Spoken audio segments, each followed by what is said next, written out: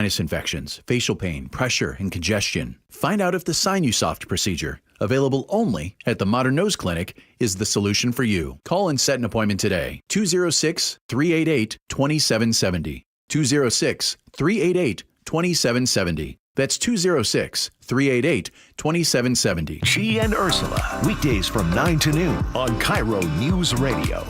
When you speed, you have less time to react. Follow the speed limit to keep other road users safe. Speeding catches up with you. Paid for by NHTSA. This is the story of the one. As a lineman, he does whatever it takes to keep the power on in his community. And he wants a partner like Granger who does the same. Granger offers the professional-grade products he needs, from voltage detectors to harnesses to hard hats, plus fast, dependable delivery, so he can rise to every challenge. Call 1-800-GRANGER, click Granger.com, or just stop by. Granger, for the ones who get it done.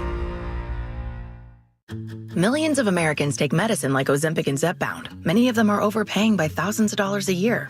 These GLP-1 medications for diabetes, weight loss, and more may not always be covered by your insurance, but GoodRx can help. GoodRx helps you save every month on prescriptions at over 70,000 pharmacies nationwide. Best of all, it's free to use. Check GoodRx to save on GLP-1s. Just go to GoodRx.com/GLP. That's GoodRx.com/GLP. GoodRx is not insurance, but can be used instead of insurance, including Medicare and other federal and state-funded programs. Your best source for local news. KIRO News Radio. KIRO FM and HD1. Tacoma, Seattle. Northwest News. This is CBS News on the Hour, sponsored by ZipRecruiter. I'm Christopher Cruz in Washington. President Trump is threatening to double tariffs on Russia's trading partners if Moscow doesn't agree to a ceasefire in Ukraine within 50 days. He spoke to reporters in the Oval Office. I'm disappointed in President Putin because I thought we would have had a deal 2 months ago, but it doesn't seem to get there. The president also announced the U.S. will be providing Patriot missiles to Ukraine. At the Pentagon, CBS's Charlie D'Agata says Russian President Vladimir Putin will likely respond to the threat by ratcheting up his attacks on Ukraine. The mood music has changed in the past few weeks, and it shows a frustration. Now, whether you can strong-arm President Putin to the negotiating table, that hasn't been a tactic that has worked in the past. So I think we can expect an escalation in the next few weeks. People in Fall River, Massachusetts are still processing the news that 9 residents of an assisted living facility died in a fire. Firefighters arrived at the Gabriel house just before 10 last night and found a chaotic scene. Fire Chief Jeffrey Bacon. We had an unspeakable tragedy here in Fall River last night. Our thoughts and prayers are with the families of the victims. About 50 firefighters responded to the facility. The police department says officers carried out about a dozen residents who couldn't walk. Some of those who died were in the building, others at the hospital. Wendy Gillette, CBS News. And we just learned that the firefighters union is now saying that understaffing hampered rescue efforts and cost lives there. In Central Texas, volunteer searchers have been told to stop searching for many of the more than 160 people still missing in flash flooding because of today's threatening weather. CBS's Jason Allen is in Kerrville. We had to move up from the banks of the river this morning where we were because the forecast is for it to come up another 6 feet or so. You know, officials here have started using the word recovery now for their efforts along the river, which means the eventual death toll from this storm could get close to 300 people. A Kerr County commissioner said during a meeting this morning that he has received death threats. President Trump is threatening 2 of America's largest trading partners, the EU and Mexico, with 30% tariffs starting in August if they don't reach a deal with the U.S. CBS News Money Watch correspondent Kelly O'Grady says the tariffs could hurt American consumers. Some of the products that you might see from the EU, right? Pharmaceuticals, cars, wine and spirits. Now, when you might see these price increases, think 3 to 6 months. More than 20 states have now sued the Trump administration in an attempt to unfreeze billions of dollars in funding for after-school and summer programs. Less than an hour before the close of trading, the Dow is up fractionally. This is CBS News.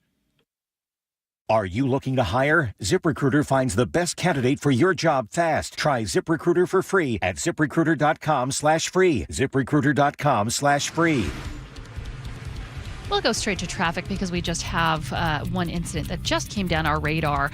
On 529 northbound at the Snohomish River Bridge, there is an incident blocking all lanes. We don't have a lot of information about that yet, but there is a growing backup in each direction. On I-5 southbound, just north of Northeast Northgate Way, there is a collision blocking the left lane, but it's not causing too many issues just yet. On the I-5 northbound off-ramp to Mercer Street, there's a collision blocking the ramp there, and there is a little bit of slowing getting off to Mercer Street right now. This report brought to you by Washington 811. If you are digging in your yard, the law requires you to call 811 to avoid dangerous and costly damages to utility lines. Call 811 or submit online at digsafewa.com. KIRO News Radio 97.3 FM Northwest News. Now, the latest from KIRO News Radio and mynorthwest.com. Good afternoon. I'm Jillian Raftery. King County deputies are investigating an early morning fatal shooting in Skyway. 911 received a call from a female that she had just shot an intruder. King County deputies found an unconscious male in the driveway. The shooting happened just after 2 this morning on South 133rd Street. The man was pronounced dead at the scene. Investigators haven't said what led to the shooting, but they say the woman is cooperating and there is no ongoing threat to the public. A runner who was hit by a pickup truck while taking part in the Ragnar Relay has died. Washington State Patrol says the victim, a 55-year-old man from Surrey, British Columbia, was running along Highway 20 on Saturday when he was hit. The driver was not cited. Troopers say the runner was outside the coned-off race course and running in the road. The Ragnar Relay spans more than 200 miles, beginning at Peace Arch Park in Blaine and ending on Whidbey Island. An increasingly popular way to get around Seattle, Lime bikes and scooters. Last month, people took more than 1 million rides on Lime vehicles. That's a record for the city, according to the Seattle Times, and it's an 84% increase over June of 2024. So far this year, the company has provided more than 4 million rides here, double what it did in the first 6 months of last year. Lime has no major competitor in Seattle. Frank Lindsay, KIRO News Radio. The National Weather Service has issued a heat advisory for much of western Washington starting Tuesday at noon and ending Wednesday evening at 10. The region could see the hottest temperatures of the year so far in the mid-90s. The hottest areas will be from Seattle south to Olympia, with areas like Enumclaw away from the water seeing the highest heat. Overnight lows will be in the 60s, meaning there will be little reprieve from that heat. First responders want to remind people to stay cool, stay hydrated, and keep small children away from windows. 2 kids have been injured after falling out of windows in the last few weeks in Snohomish County. Weather brought to you by State Roofing and Exteriors. 75 degrees today and partly cloudy. As I mentioned earlier, back to high heat tomorrow in the low 90s with full sun, and it stays hot through Friday. It is 71 degrees in downtown Seattle. I'm Jillian Raftery with KIRO News Radio. Your best source for local news, serving Western Washington and the world with the KIRO News Radio app. Always streaming live on your smart speakers. You're listening to KIRO News Radio, Northwest News. It's the all-new Jake and Spike Show on KIRO News Radio. Welcome to the show, everybody. Is it really the all-new Jake and Spike Show? Is it still new? It's not even all the Jake and Spike Show. I'm Spike O'Neill. Hey, welcome, everybody. Happy Monday. Spike O'Neill here along with Greg Tomlin because Jake Skorheim continues to vacation. And I'm not, if I sound jealous, it's only because I am. I know Jake and the family spent some much-needed time together when you got 4 boys at home. Mom needs all the help mom can get. So Laura is back today. Welcome also from your vacation, your much-deserved respite in the you went up to the islands, right? Thank you. Yeah, I was up on Orcas Island camping for 4 days. Beautiful. And somehow I did manage to come back on Monday.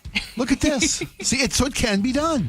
Interesting. And I understand that Laura's vacation was hampered by some ferry interruption.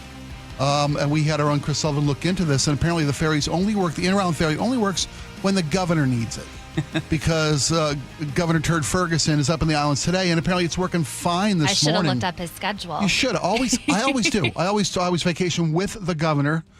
No, I'm kidding. Welcome, everybody, to Monday. Happy Monday to you. I hope you're enjoying this beautiful mid-July summer heat wave. I want to call it. Are we calling it a heat wave? I think so. Yeah. Early forecasts from last week had temperatures projected in the middle of this week to see the mid-90s.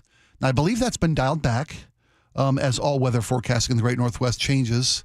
If your 10-day forecast is always in view, the view is always wrong. And I don't blame them. Meteorologists, they have a tough job.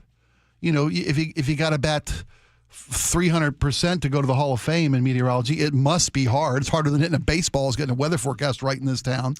You mentioned at the outset here Skorheim, and he gets back this week. I texted him a few days ago. He was in Montana with the fam. Was he said, okay? It's wonderful, but it's very hot. Thank you. And he said, I am not built for the heat. And I just thought, well, buckle up, Buttercup, because... Whoa.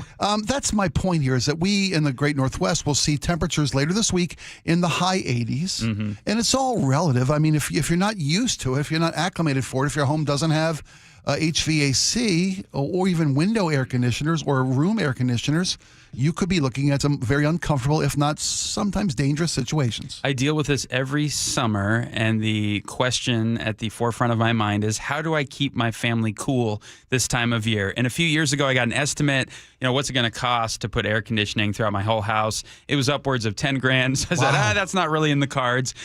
So I've opted for the window air conditioning units. But Spike, my question to you is, how many is too many? I have How many windows do you have? How many windows? Yeah, how many windows do you have? Probably 25. Then 27 would be too many.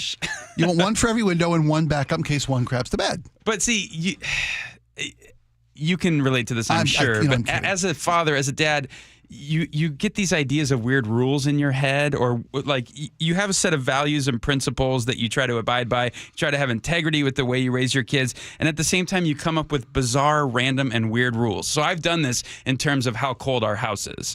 And we have limited storage, right? So how many units they feel like they weigh 100 pounds each. Okay. So I want stored in my garage. So we're up to like 3 air conditioning units because the bedrooms are the worst at night. Our kids just bake and bake and bake. Bedrooms. Yeah. And so during Prime Days, I bought like a $150 unit. I thought that's a bargain, steal of a deal. And you got it before the rush of this week, because as you know, this week everyone will sell out of any type of air conditioning unit whatsoever. And so we have 4 units now, which feels excessive to me for some reason. One of them is like 30 years old, so if we don't have to pull that one out of the garage, we won't. And so I put one in our room, and I put one in my daughter's room, who gets the most hot. We have one in the living room downstairs, but my son's room gets the least amount of heat at night, and they have a little window fan. And for some reason, I drew the line there, and I said, "Sons, I'm not gonna go to the trouble of getting you the last air conditioning unit, hauling it upstairs, carrying it. My back hurts, blah, blah, blah, blah, blah."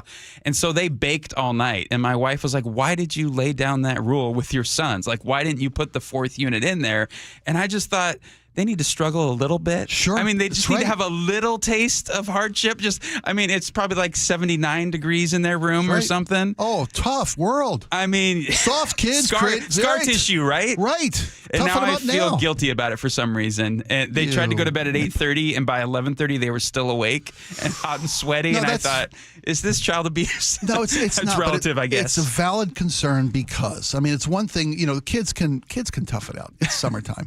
But a kid who doesn't get to sleep affects the entire dynamic of the family and the household. Yes. And grumpy kids are harder to deal with, and that's not, especially in the summertime. Cranky the next day, which happened. Right. Have you contemplated outside camping at night for these kids? That's a great idea. Putting the tent in the yard. Yeah, tent in the yard type, right? That might be where we go this week. A reprieve from the summer, because it's going to get worse as the week goes on. Mm-hmm. And again, it's all relative. I look at my friends on the East Coast who are going through some flooding, not the horrific, dramatic flooding of, say, Texas or New Mexico, but there's like street surface level flooding back on the East Coast, torrential rains as we're about to get into hurricane season, and tropical storms are already having their way with the mid-Atlantic region that I'm from. And I look at that, and I look at the excessive heat forecast for the Southwest, or whatever. Eastern Washington's going to see 100 degrees this week. 88. Suck it up, Buttercup. I mean, that's my phrase. I know, right? And it's like, I was funny as you were talking about, the kids and how much, what do you do and what do you put them through? I harken back to my old man, Yeah. Open a window, put on a sweater, or whatever it might be. My old man had I'm not heating the great outdoors. I mean, if you think money grows on trees, am I made of money? Do you own an electric company? No, I was in Atlanta during the summertime just a few years ago. You want to talk about heat, right? This is and nothing. Humidity.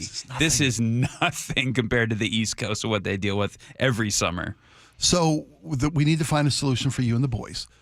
They've got a window fan, right? They do have the window fan. So the question is it underpowered? Is the window fan inadequate? It's underpowered, but I always check the weather app and I see, well, at midnight it'll be like 72 degrees, but the room is heated all day. You need them to go to sleep in a cool environment, or they won't get to sleep. Correct. Right? But, is it Hard Knocks? Is this building character for my boys? So the question is, can you film it? Can we sell it? Do I Then it's Hard pull the Knocks. last air conditioning unit out of the garage and haul it up to the boys' room, or do I say, suck it up, this is a Seattle summer, you'll appreciate air conditioning from now on because you have to sleep in this 79-degree room? If it was a long-term problem, I'd say then dig out the fourth, get it, haul it up there, and have them help you with that. The oldest is 14, right? And that's the boy? No, my daughter's 14. Your daughter's 14. So the princess has air conditioning. You got to take care of her. You got to take care of those. Otherwise, if you get your mom and the princess both unhappy, the house is unlivable for anyone at any temperature. I firmly agree with that. I'm looking at the weather forecast. This high 80s forecast is very, very short-lived. It'll be, in fact, 89 on Wednesday is nothing to play with, and that means we probably will see 90 around here because, again, forecasters in this town don't know crap. But it'll be back into the 70s by the weekend, and all next week is in the 70s. Yeah. It's not going to be debilitating for that long. I would suggest this. I'll suggest this. Is it the best fan you have, the one that they're using right now? Yes. Okay. It is. I'll let you borrow a fan. I've got fans out I've got an embarrassing amount of fans. Big fans. I'm talking powerful fans. Fans that dry floors. I've got those kind of fans. But here's the key. I think even with your current fan, you can get through tonight, and I'll bring it tomorrow for you. Yeah, the hottest day is going to be a tough one to get through. Are you familiar with like the home remedies of cooling a room? Ice? Ice in a Ziploc bag? No, freeze a couple of water bottles. Okay. Freeze a couple water bottles, hang them on the front of the fan so the wind blows across the cold air. You are blowing that cold air into your boy's room. People do with a whole bowl of ice in front of a fan. That works, but the frozen water bottles last longer. I didn't know I was sitting next to Nikolai Tesla here. No, I was raised by the cheapest man. I was raised by the cheapest man in the tri-state area. Believe me, I know all the cheapest way through a hot summer. But I would suggest camping. If you've got a tent, yeah, I would suggest that tonight. It's going to be hot tonight until we figure out a better way to keep the room cool. And you can maybe try practicing today, cooling the room down starting in the mid-afternoon. Mm-hmm. Keep air moving through it. Okay. Do you have a ceiling fan?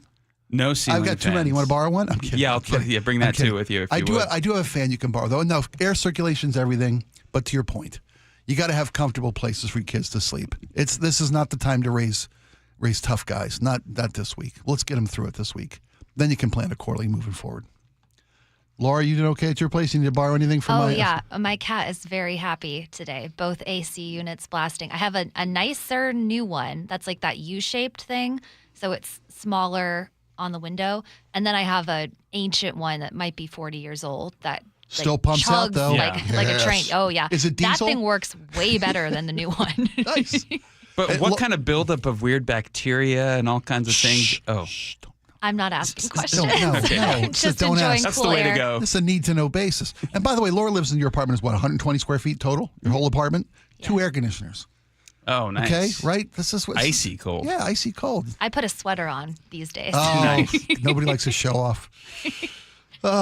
So speaking of showing off, let's move into this story about the Seattle bank robber, the serial bank robber who was arrested last week, 24 years old. Yeah, Lena Chang, and you're right to characterize it as showing off because apparently what helped catch her was an anonymous tipster that had screenshots of text messages where she was sort of boasting about the notoriety she was getting for these various bank robberies to the tune of about a dozen heists over a period of about a year, which is quite incredible. But again, this anonymous tip came in. Authorities were able to track her down. And I don't know if you've looked up for the penalty for if you're convicted on bank robbing. I mean, it's pretty severe. I mean, you could get up to 20 years in prison, if not more.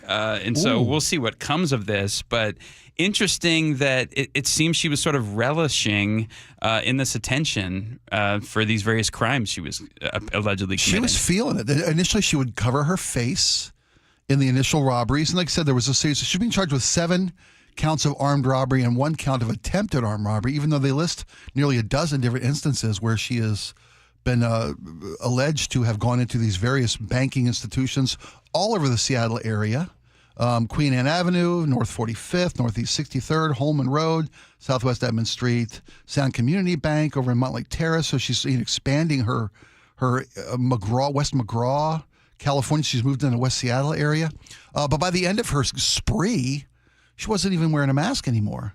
She was just a hat and sunglasses, and she's texting out the exploits of her crime spree, as well as keeping a diary, if not copious notes. A trove of evidence. That they seized at her place. Where she lived. And so this tipster reached out to Crime Stoppers of Puget Sound back in April, this according to the Seattle Times, reporting that Chang was really peeved after a failed robbery attempt. And the tip included, a screenshot of a text conversation where she described an awful day at work, quote unquote. And the message Robin Banks, is that a tough day at somebody else's office? I guess, but get this. The tipster goes on to say, quote, she loves, in all caps, that the FBI put out a bulletin on her, the anonymous tip of the police read, and has never seemed so proud that the term serial bank robber is what she is being considered. You know, it's funny. As you look at a 24-year-old who's turned to a life of armed robbery. Is it armed robbery? Because they say she eventually graduated to using a hyper-realistic airsoft gun, pistol, in her robbery attempts. You know, initially it was the note that says, "I have a gun. Put all your marked bills. Put all your bills, not the marked ones, not the tracers. Familiar with the tracking systems of banks who are being robbed." And we learned all this stuff from TV, by the way. You can learn everything you need to know about how to rob a bank from watch TV or watching movies. I can't believe how realistic people take these. But from my first thought is a 24-year-old with a series of nearly a dozen bank robberies. Is she just lazy, too lazy to work? But it's the notoriety.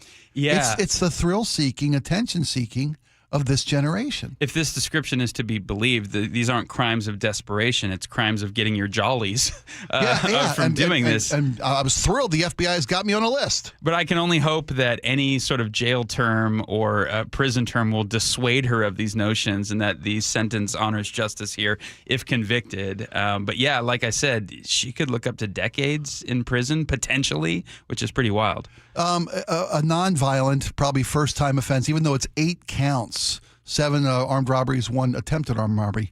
This kid isn't going to see, if convicted, right? I would bet you less than 5 years. You think so? Jail. Yes. That doesn't seem overcrowded prisons, appropriate. Nonviolent crimes, right? A young woman in jail. Yeah, I'm telling you, 3 to 5. I wouldn't be surprised if it was a slap on the wrist, right? And you're not, as we mentioned last week when we first covered the story, you're not allowed to profit from the story. She can't sell her story to Hallmark Channel or whatever it is, where she finds love in a corrections officer, whatever it might be. You're not allowed to profit from your crimes. That's a Son of Sam law since the 80s. So we'll see how her life turns out. I hope she's able to see the error of her ways. Turn her life around. And not go to jail and learn how to do crimes better, which is what most people do learn in jail. The consummate optimist, Spike I am. O'Neill. You know me. I look at the cell half full, not half empty. Cell.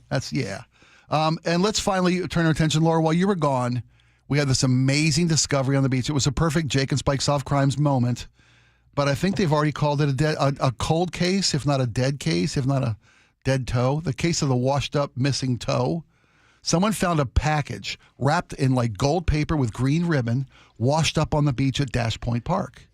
When the person who found this box thought they'd found just some washed up treasure, opened it up and inside found a severed human toe that had been waterlogged and bloated from taking. You ever seen a? No, you haven't seen a body that's washed up. No, I've seen it. No, I haven't. Have you? If I had a nickel for every time I saw waterlogged body parts wash up on the beach. Okay, so there's a write-up at mynorthwest.com about this with an update. And by the way, mynorthwest.com is the Puget Sound's #1 source for severed extremities.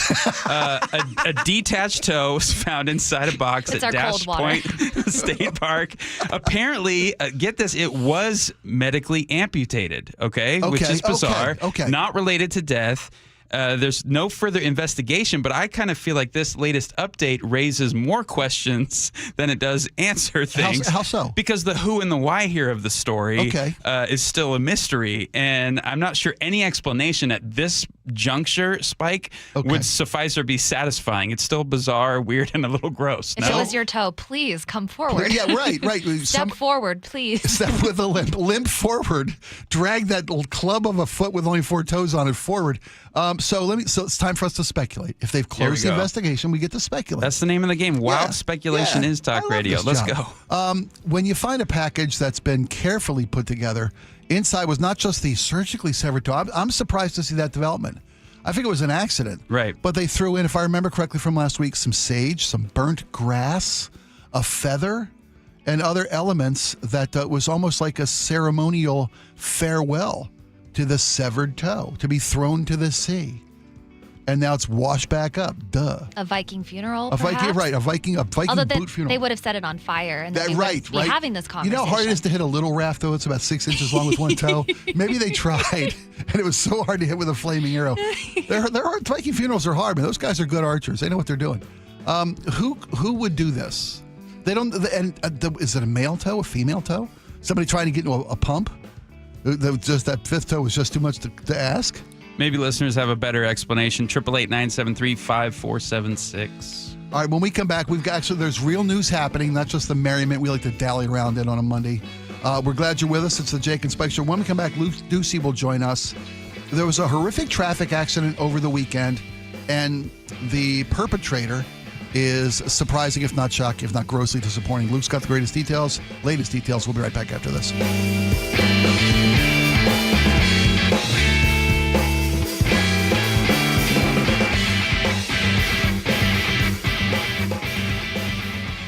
This hour is brought to you by Caesars Sportsbook at Muckleshoot Casino. Summer in the Puget Sound region. So much time sitting in traffic every weekend, literally going nowhere. Stay ahead of our summer traffic nightmare with Chris Sullivan's Choke Points. You will not be able to drive under I-90 on SR-18 this weekend. 8 days of closure. What are your options? I'll give them to you in Choke Points on Seattle's Morning News tomorrow morning. Get all of Sully's Choke Points at mynorthwest.com and the KIRO Newsradio app. Hi, Spike O'Neill for Integrity Roofing and Construction. Folks, now is the time to make the investment into your biggest investment. Call Integrity Roofing and Construction at 206-202-ROOF and I'm up for a free estimate. I've been telling you for the longest time, Integrity is family-owned and award-winning company with both a construction and roofing division, a design division in-house. They know what they're doing. They won Business of the Year, year after year after year. If it's time for you to take a look at your property and make this cover on your investment, give Integrity a call today at 206-202-ROOF. That's 206-202-ROOF, or you can find Integrity online with all their glowing reviews at integrityrc.com. That's integrityrc.com. And now, tales of another way. You're packing for a trip. Stuffing clothes in a suitcase works mostly. But such chaos in your carry-on. Then you try packing cubes. Organization? Meet harmony.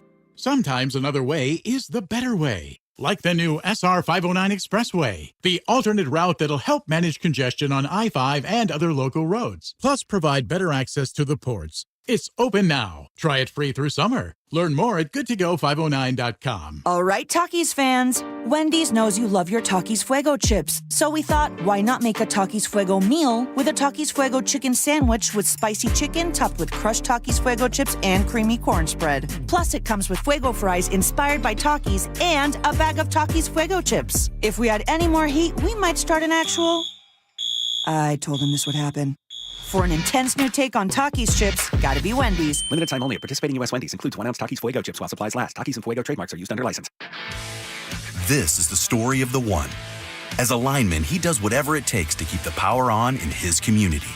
And he wants a partner like Granger who does the same.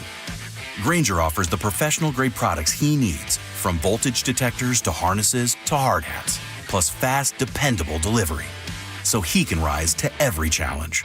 Call 1-800-GRANGER, click Granger.com, or just stop by. Granger, for the ones who get it done. With Clear Choice dental implants, one day can make the difference between hiding your smile and saying cheese. Thanks to our dental implant experts, our one-day teeth transformation culminates in your Clear Choice Day, the day when you start loving your smile again. Visit clearchoice.com or call 888-SMILE-05 to schedule your free consultation today. And let us help Seattle start smiling again. Majority qualify for same-day dental implants after doctor recommendation. Offices owned by Dr. Alfonso Pinheiro.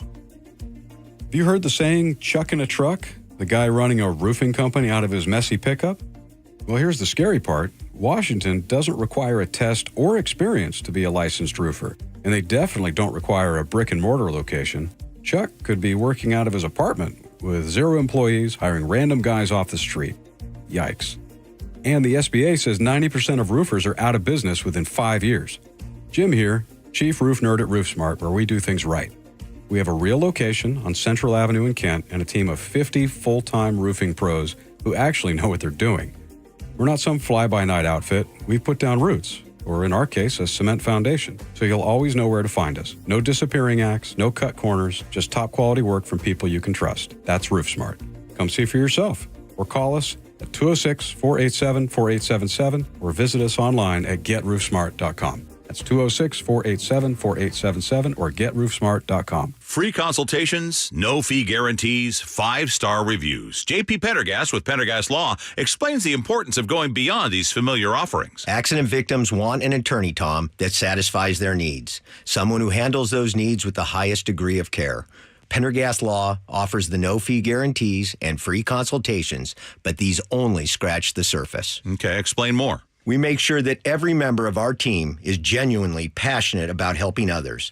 Customer service and communication are our top priority. It's how we take care of our clients so they always feel one step ahead of the insurance companies. Our strong reputation for high standards provides comfort and confidence when it's needed most. Pendergast Law offers the free consultations, the no-fee guarantees, and of course, they are 5-star rated. But what really makes them different is their genuine passion for helping others. I can't recommend them enough. If you or a loved one has been injured in a car accident, call Pendergast Law. We can help. That's PendergastLaw.com.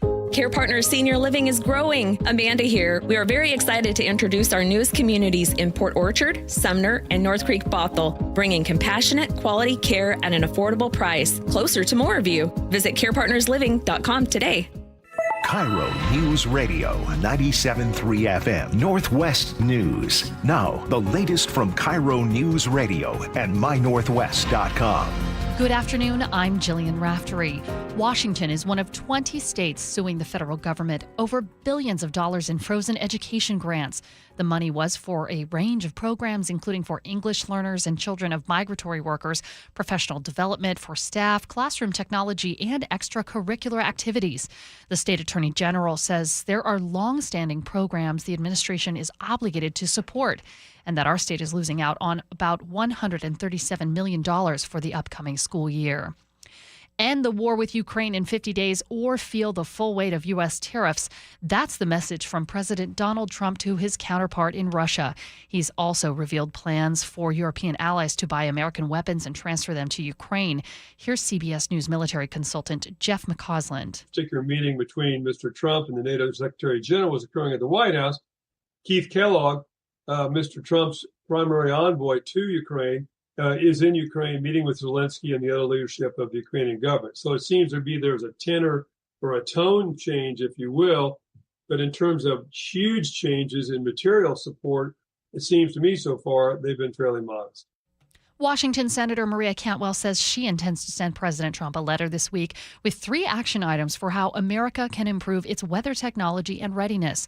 The Democratic senator spoke on CBS's Face the Nation. We as a nation shouldn't be second to Europe or anybody in being a weather-ready nation. We should be the smartest government in the world using technology, analyzing the data, and putting a forecast system into place that gives people that kind of system. Senator Cantwell says some of her recommendations have bipartisan approval, including calling weather improvements a national responsibility.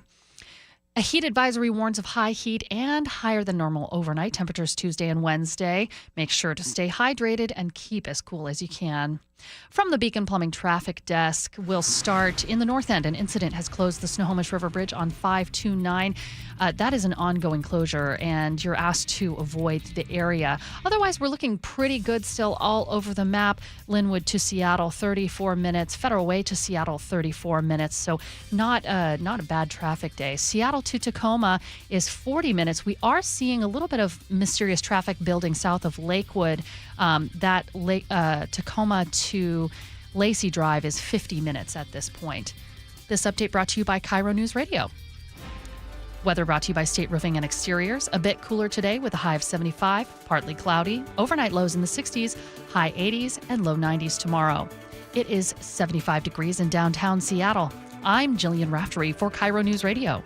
Your best source for local news. You're listening to KIRO News Radio, Northwest News.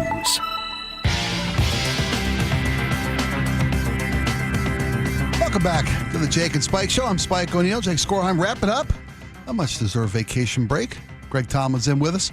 We're now going to turn our attention to the news desk and our own Luke Ducey, who's got the latest details on a horrific accident this weekend involving two vehicles, an SUV with 6 people inside. And from what we understand so far, a state employee. Is that safe to label him as a state employee? Sure, yeah. What's the cause of the accident? What do we know? County employee, yeah. County sure. employee. This is, smack dab in the middle of the day on Saturday. We were the first here at KIRO News Radio to break with this news story this morning. It did come out this weekend, but people weren't putting pieces together, and we did. A senior member of the Pierce County Sheriff's Office is accused now of driving under the influence and causing a rollover accident in Graham over the weekend. Washington State Patrol says there were 6 people inside an SUV, a Ford Expedition, that rolled onto its side, including 3 children, ages 3, 4, and 8 years old. A source tells KIRO News Radio that another victim is 7 months pregnant. And WSP says that a 57-year-old victim was also taken to Tacoma General Hospital. Now, WSP has named the suspect. We have the suspect's name. Pierce County spokesperson has confirmed the suspect is on administrative leave.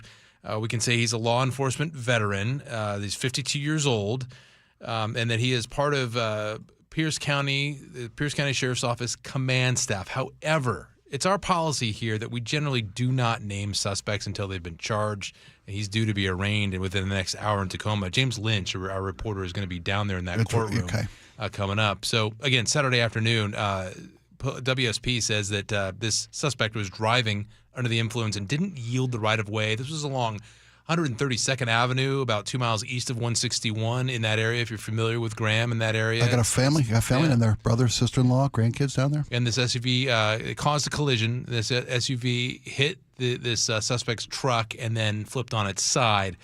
That's where we are right now, and there has been a statement released from the sheriff's office saying that they found out immediately this was involved one of their own.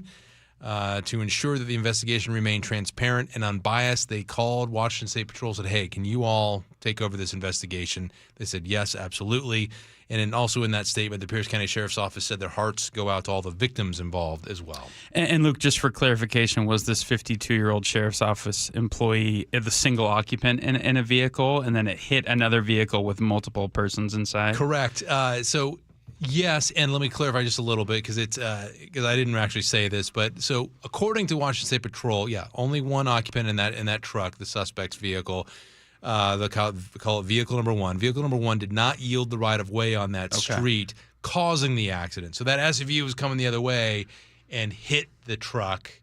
And then rolled onto it. Inside was a 57-year-old man. You said a 52-year-old woman who was also taken to Tacoma General Hospital. 57-year-old woman who was taken to Tacoma General, and then like a 27-year-old, a 30-year-old, and then 3 kids. So are those the only 2 hospitalizations? Were the 50-year-old woman and the 50-year-old man, according to the story we got? The 52-year-old suspect was taken to the hospital and released. Okay. Yeah. The 7-month pregnant woman didn't need to be hospitalized. None of the kids. I just want to make sure we got all the details clear. We're trying to sort out who exactly went to the hospital, but early reports from a source, and we're trying to confirm this, is that the person who went to the hospital was pregnant, but we don't know that. Well, we don't know that yet. We're showing that those are early reports. However, it is fair to say that whoever from that SUV.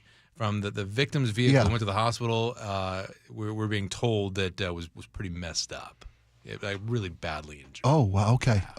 Thank you for the details. And we'll give the information as it's made available. As you said, there's a hearing this afternoon. Charges could be filed against a high-ranking executive member of the Pierce County Sheriff's Department. Member of the command staff. Okay, well. Yeah, high up there, yep. Yeah, it's a terrible story. We appreciate you having all the information on it. I got to say, Pierce County Sheriff's Department seems to be doing everything according to not just the book, but a proper procedure. Call in the Washington State Patrol. Take it out of our hands. This is an internal one of our own, as you said. Yeah, and put out a statement with a lot of details, and we're going to have that throughout the afternoon on KIRO News Radio as well. Things they didn't have to say, that you don't really hear, you don't often hear in criminal investigations. We don't comment on ongoing blah, blah, blah. Right, Yeah. that's what you expect to hear oftentimes. We can't comment on ongoing investigations, especially when it has to do with their own, because there's a lot of information that they have to figure out themselves as well.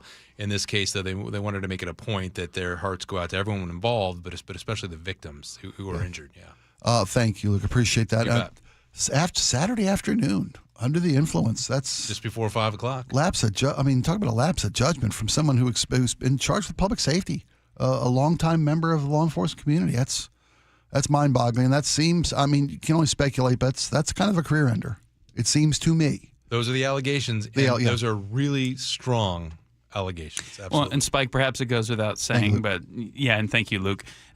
Leadership roles or positions that people have that require public trust. They do require a higher standard of accountability, in my view, or behavioral expectations. The concept of being beyond reproach.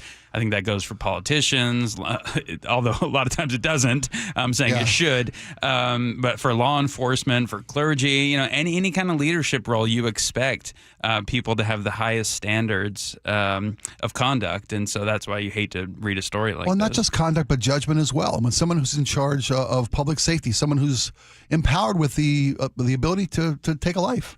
These guys have lethal force at their judgment, at their beck and call. I don't know if that's not the right verbiage, but the judgment involved here is almost as criminal as the actions involved here. This is somebody who's in a leadership role. This is a position for the Pierce County Sheriff's Department. It's not like the guy doesn't know the rules of the road or his own abilities. Who knows what leads people to do what they do, but. Well, here's a broader topic, and that is, I don't think it's a trivial matter. Does character still count? You mentioned politics. I don't think it does in politics. To be completely honest with you, I think we've become so entrenched. Not that everything turns it. I can make everything Donald Trump fault. No, but it's leadership. It's the same thing. And so it really is. There's a penalty for if this person is convicted of DUI and endangering other people's lives. But should a person like this in a leadership role be afforded the chance to continue their duties after showing such explicitly poor judgment? I think that's a conversation worth having, and it seems like our society has turned more and more towards second, third, and fourth chances, and I would argue that if you've been entrusted with a position like this, it's almost a one-strike-you're-out scenario I would because it agree with doesn't speak well to how you carry out your other duties. In terms of, like you said, we entrust law enforcement with decisions over life and death sometimes. So the one part of the government we allow to use lethal force in some circumstances, And as you ask more of various professions and careers with regard to public safety, air traffic controllers, law enforcement communities, surgeons, these are people that, second chances are for folks who really can't impact society in such a detrimental fashion. This type position, this type role, authority positions, decades of experience, a leadership role in the department. That kind of lapse in judgment seems like it should be the one and done straw kind of a moment. And I feel for everybody involved, including the alleged drunk driver in this case. Because here's one bad. I don't have a whole lot of sympathy. Well, I know. You know me. I'm a bleeding heart liberal snowflake foot soldier of freedom. I feel bad for a guy who's put probably a lifetime of good service and dedication and work into becoming a leader in the law enforcement community, and then a lapse in judgment, one bad decision, and it's done for him. Well, that's a cautionary tale. Yeah, I mean, truly, one bad decision can ruin a lifetime of the reputation you've earned and the legacy you've begun to build. Doesn't mean that there can't be, forgiveness, repentance, and moving on and stuff. But in terms of the role that you currently occupy, soft sell ice cream. You might lose it, right? For the rest of your days. Good on you, Luke Ducey. Thank you so much for bringing the story to us. Again, we'll have more information as developed as this alleged officer or this executive of the Pierce County Sheriff's Department will be taken to court and be in court today. We'll be right back after these. When we come back, we're going to talk to our in-house expert on body art. There's a story in the Wall Street Journal about how robotics are taking over just about everything, and AI is intruding into every occupation, including tattoo artists. We'll have the in-house tattoo expert speak with us next. It's the Jake and Spike Show on KIRO News Radio.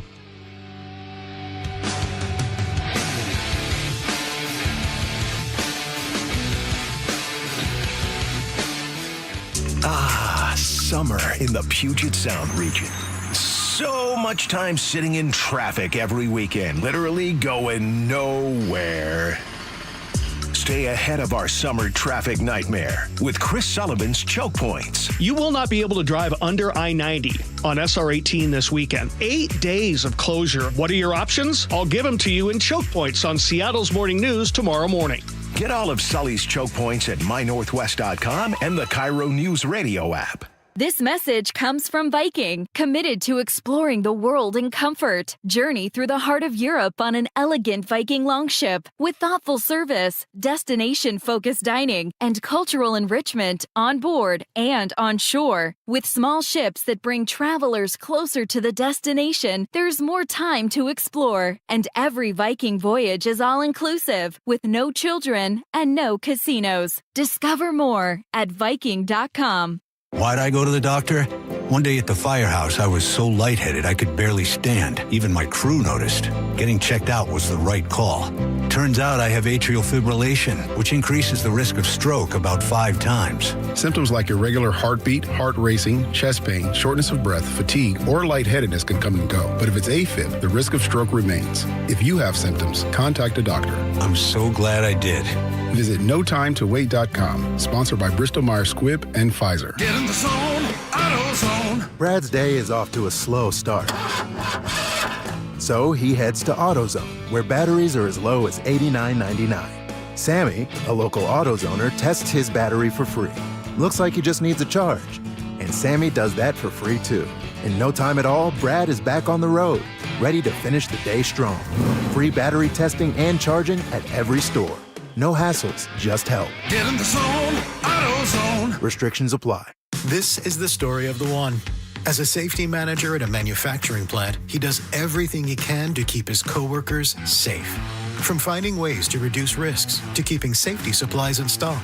And for that, he relies on Granger.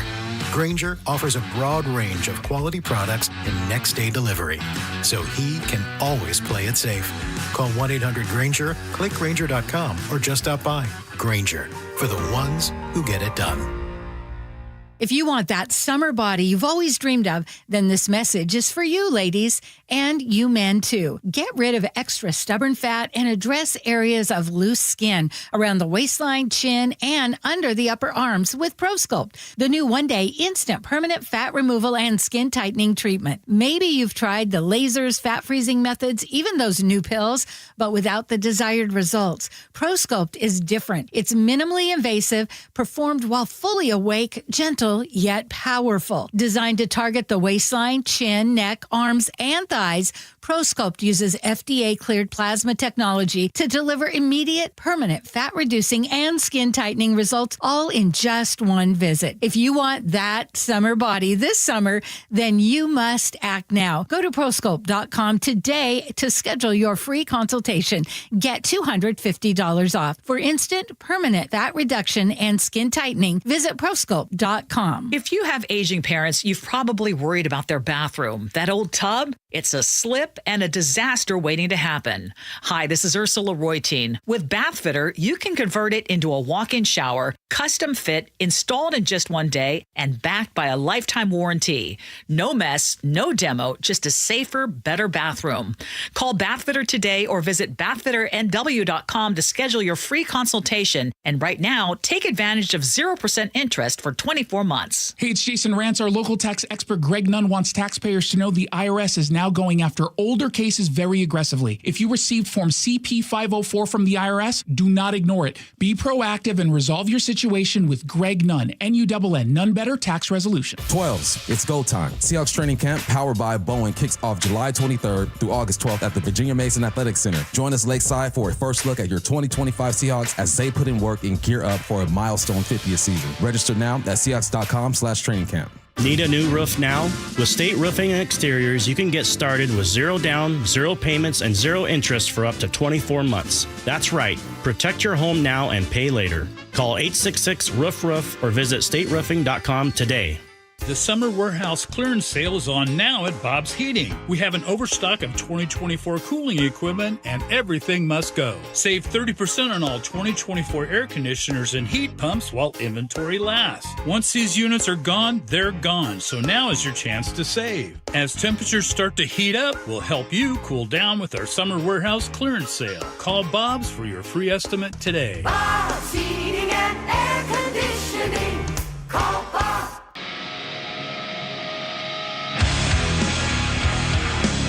Welcome back, everybody. So, this is a story about the future, about AI, about robotics, and about one of the oldest art forms on the face of the earth. I'm talking about tattooing. Tattooing has been around since recorded history. People have been identifying their culture, their cult, their tribes, whatever it may be, through body art, through ink. Whether it's ancient Celtic, ancient Roman, Egyptian tattooists, the islands of the Polynesian islands, people tell stories. Joe, what cult are you in from the John Curley Show? That's a great question. Several, actually, and they're all represented all over my body. Well, yeah, Joe, we asked our in-house body art expert, our tattoo expert, to come on the show. That? No, look at you, bud. You've taken great care and effort to not just pick the artwork that you display on your body. You've got amazing tattoo work. Thank you. But you also have the most recent. You've gotten a lot of work done recently, and we were talking about it off air, in so much that how computers have helped the tattoo industry, and you've got firsthand experience with it. The story in the Wall Street Journal says that there's an expanding trend of computer-generated assistance to the tattoo industry, whether it's in generating stencils that artists themselves put on their clients, their customers. But in this particular case, there is a tattoo parlor that has actually been experimenting with a robotic artist, a gun or a tattoo needle that is computer-generated, robotically controlled, and a guy just sitting next to a screen like he's giving you a sonogram. Yeah. It's like a CNC machine or something. Exactly. Yeah. And this guy's laying on the table. And so far, they've only done this with volunteers who mostly have been employees of this particular tattoo parlor. But they're about to unleash this on the paying, willing public. And I'm wondering what your thoughts are on that. Would you go under the needle, so to speak, if it were driven by a robot? Would you feel more confident, less confident? I mean, at this juncture, 2025, July, if you thought I could get the best possible product from a machine, would you do it, Joe? Probably not. Only because now I think if you want it done exactly, whatever your vision is or whatever's on the piece of paper or the stencil, it's probably going to do a perfect job.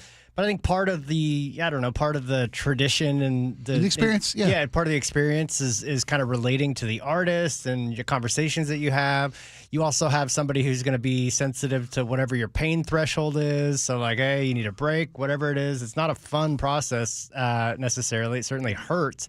So yeah, I think that would definitely take away from the experience. I think if you just if you didn't have an artist that you felt was gonna, if you're as the client, if you had an exact vision, usually it's a collaborative effort. You've between you and the artist. Yeah, you've got an idea. They've got a practical understanding, experiential knowledge of what you can and can't do. And they're typically really good artists in the traditional sense. So they're gonna you're gonna kind of work together on getting what it is you want on paper or on stencil, and then ultimately on your body.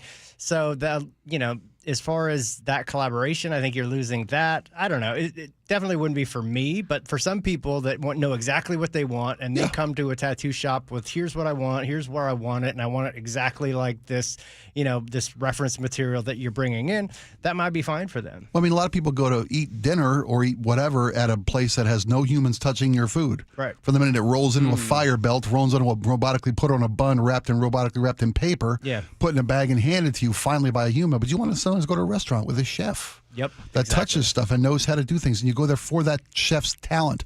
Same thing with the tattoo artist. I'm sure there are people out there who will. And by the way, the best artists are hard to get appointments with and very expensive to employ. Well, okay, you're talking about the cost drive and economics question for you guys, and perhaps it's naivety on my part not to know the answer, but to me, this change is inevitable, and AI is going to just affect countless fields of work, including, I thought of surgeries when I first read the story about this robot tattoo machine, because I think not in the not-so-distant future, you're going to have the majority of surgeries being done by machines that can just exact something down to pinpoint accuracy and so on and so forth. For us lowlifes, yeah, but the swells will still be able to hire and afford human surgeons. Okay, but for something like a tattoo artist versus a machine, years from now, what's going to cost more? Will it be the human touch, or will it be the robot touch, or will it be a rush to the bottom? It'll just be us competing against machines in terms of the product they provide. Spike, you mentioned restaurants, the same thing with food, like that special touch at the French Laundry in California. It's like, can a machine replicate that perfectly? Maybe, and For maybe laundry? even better 5 years from now. You know the French Laundry. Oh, no, is that a restaurant? Yeah, I that's don't where know. Gavin Newsom got caught without a mask during I don't know COVID. this. Joe, what do you think about that question? Yeah, I think probably, I would say I think the actual artist the human artist is probably going to end up costing more. The robot. And is it in this particular journal article? Is it AI or is it just a machine? It's like a 3D high-end ink shop in New York that's taking appointments for an AI-driven tattoo robot. Yeah, I wonder what AI helps them generate the ideas, fabricate the design ideas, which takes a lot of time for artists. And part of the cost of having a tattoo is having somebody design exactly. As you said, working with the client. What is your vision? Here's my rendering of your vision. Yeah. AI can give you 50 different renderings of your vision instantaneously and at no cost. Definitely not for me, but I can see where there's definitely going to be an appetite for it for other people. I know that when you got your work done, you showed me they were able to make a computer-generated 3-dimensional arm. Yep. And they could show you exactly what your ink would look like on your arm from all angles of your arm before they did it. Yeah. That kind of stuff I think is going to be welcome in the industry and not put any great artists out of work. By the way, Joe, how many tattoos do you have? One. I don't know. Goes from right there below his chin all the way down to the top. How many do you have that if you showed me it'd be an HR violation? I wouldn't know. Nothing below the belt. Nothing there? No, I don't know. A dozen or so maybe, but they're all pretty big. Mine are all pretty small, and most of them can't be shown in the public workplace. Wow. They're beautiful, though. Thanks for Thank you, my friend. You're only for my friends. That's right. Joe, thank you so much. When we come back, it's the Jake and Spike Show with Greg Tomlin sitting in this week. Today, because Jake will be back tomorrow. When we come back, the story of what we thought was a alleged mass murderer, the Travis Decker sighting in Idaho. And the Sawtooth Mountains proved out to be not the case, but the story of the man they thought was the alleged murderer has some interesting elements to it. Also, Jason Rance will join us next because there is a lawsuit, a wrongful death climate change lawsuit, and Jason's got a very interesting take on it. And I think we may be akin in our point of view on this one, but might be the only thing we agree on. Right back after these.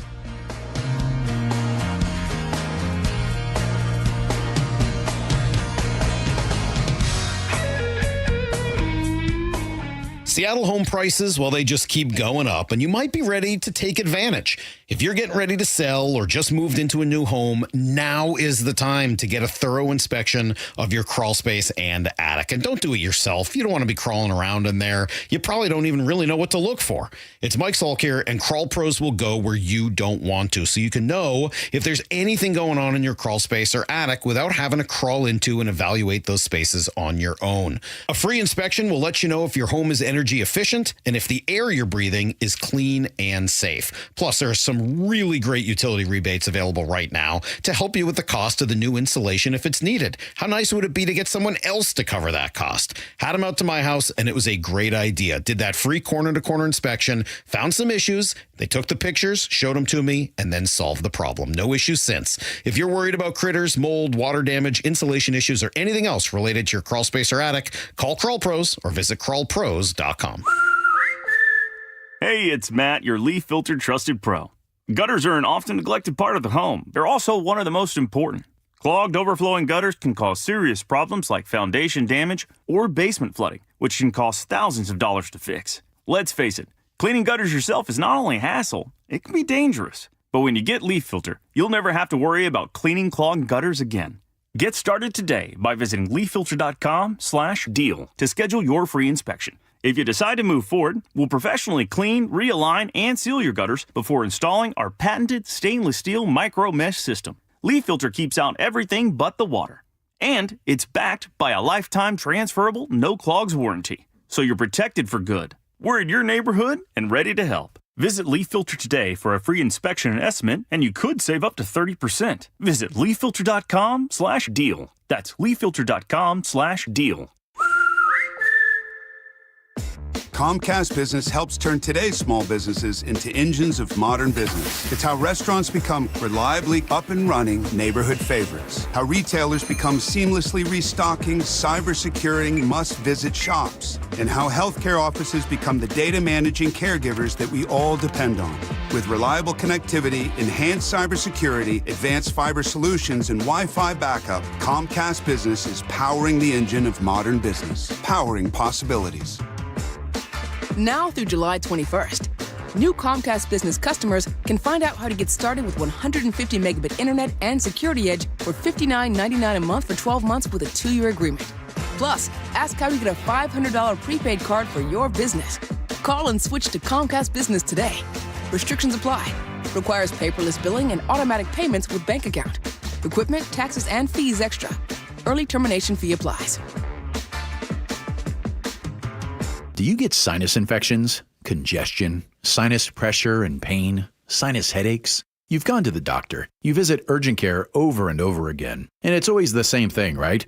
Oh, I know. Let's try antibiotics and some nasal sprays. But they just keep coming back. You may suffer with chronic sinus infections. The good news? Relief is possible. How? A minimally invasive procedure called the Sinusoft procedure, available only at the Modern Nose Clinic. Imagine a procedure so delicate there are no narcotics. Less cutting means less bleeding, so no packing, and no operating room. The Sinusoft procedure is designed for the clinic. If you suffer with chronic sinus infections, facial pain, pressure, and congestion, find out if the Sinusoft procedure, available only at the Modern Nose Clinic, is the solution for you. Call and set an appointment today. 206-388-2770. 206-388-2770. That's 206-388-2770. When you speed, you have less time to react. Follow the speed limit to keep other road users safe. Speeding catches up with you. Paid for by NHTSA. Your best source for local news. KIRO Newsradio. KIRO FM and HD1. Tacoma, Seattle. Northwest News.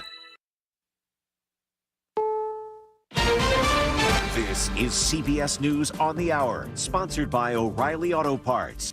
I'm Christopher Cruz in Washington. More than 20 states have sued the Trump administration for freezing billions of dollars that Congress approved for after-school and summer programs. Loyola Law's Lori Levinson. This case raises the overall question of whether the president can withhold funds that have been allocated because he does not like what he thinks are the philosophies or the positions of this program. And the Supreme Court today said President Trump can move forward with his plan to fire almost 1,400 employees of the Department of Education. Mr. Trump was warned that Russian President Vladimir Putin couldn't be trusted. He said today that's become clear to him now. I always hang up and say, well, that was a nice phone call, and then missiles are launched into Kiev or some other city, and I said, strange.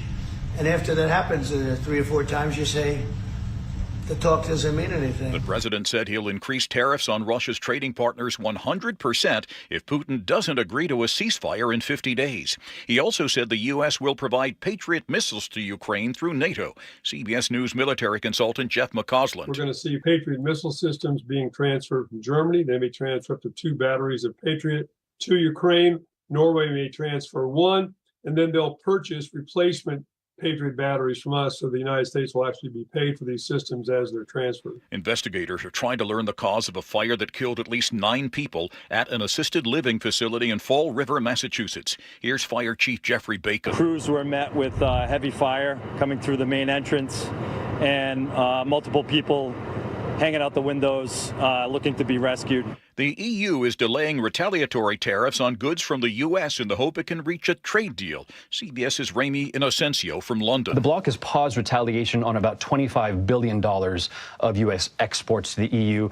Targets, we understand, have included, at least in the past, things like American corn, wheat, motorcycles, think Harleys, clothes. President Trump's proposed 50% tariffs on Brazilian products could drive up the cost of your breakfast. If there is no agreement between the U.S. and Brazil by August 1st, two staples of the American morning diet, coffee and orange juice, could be impacted. Brazil is the world's top coffee producer, and 30% of the American market comes from there. On orange juice, it's 40%. Americans are already paying more at the store. The average price of a pound of ground roast coffee is up $2 from this time last year. Matt Piper, CBS News. Former New York Governor Andrew Cuomo says he'll campaign for mayor of New York City as an independent. NASDAQ closed at a record high.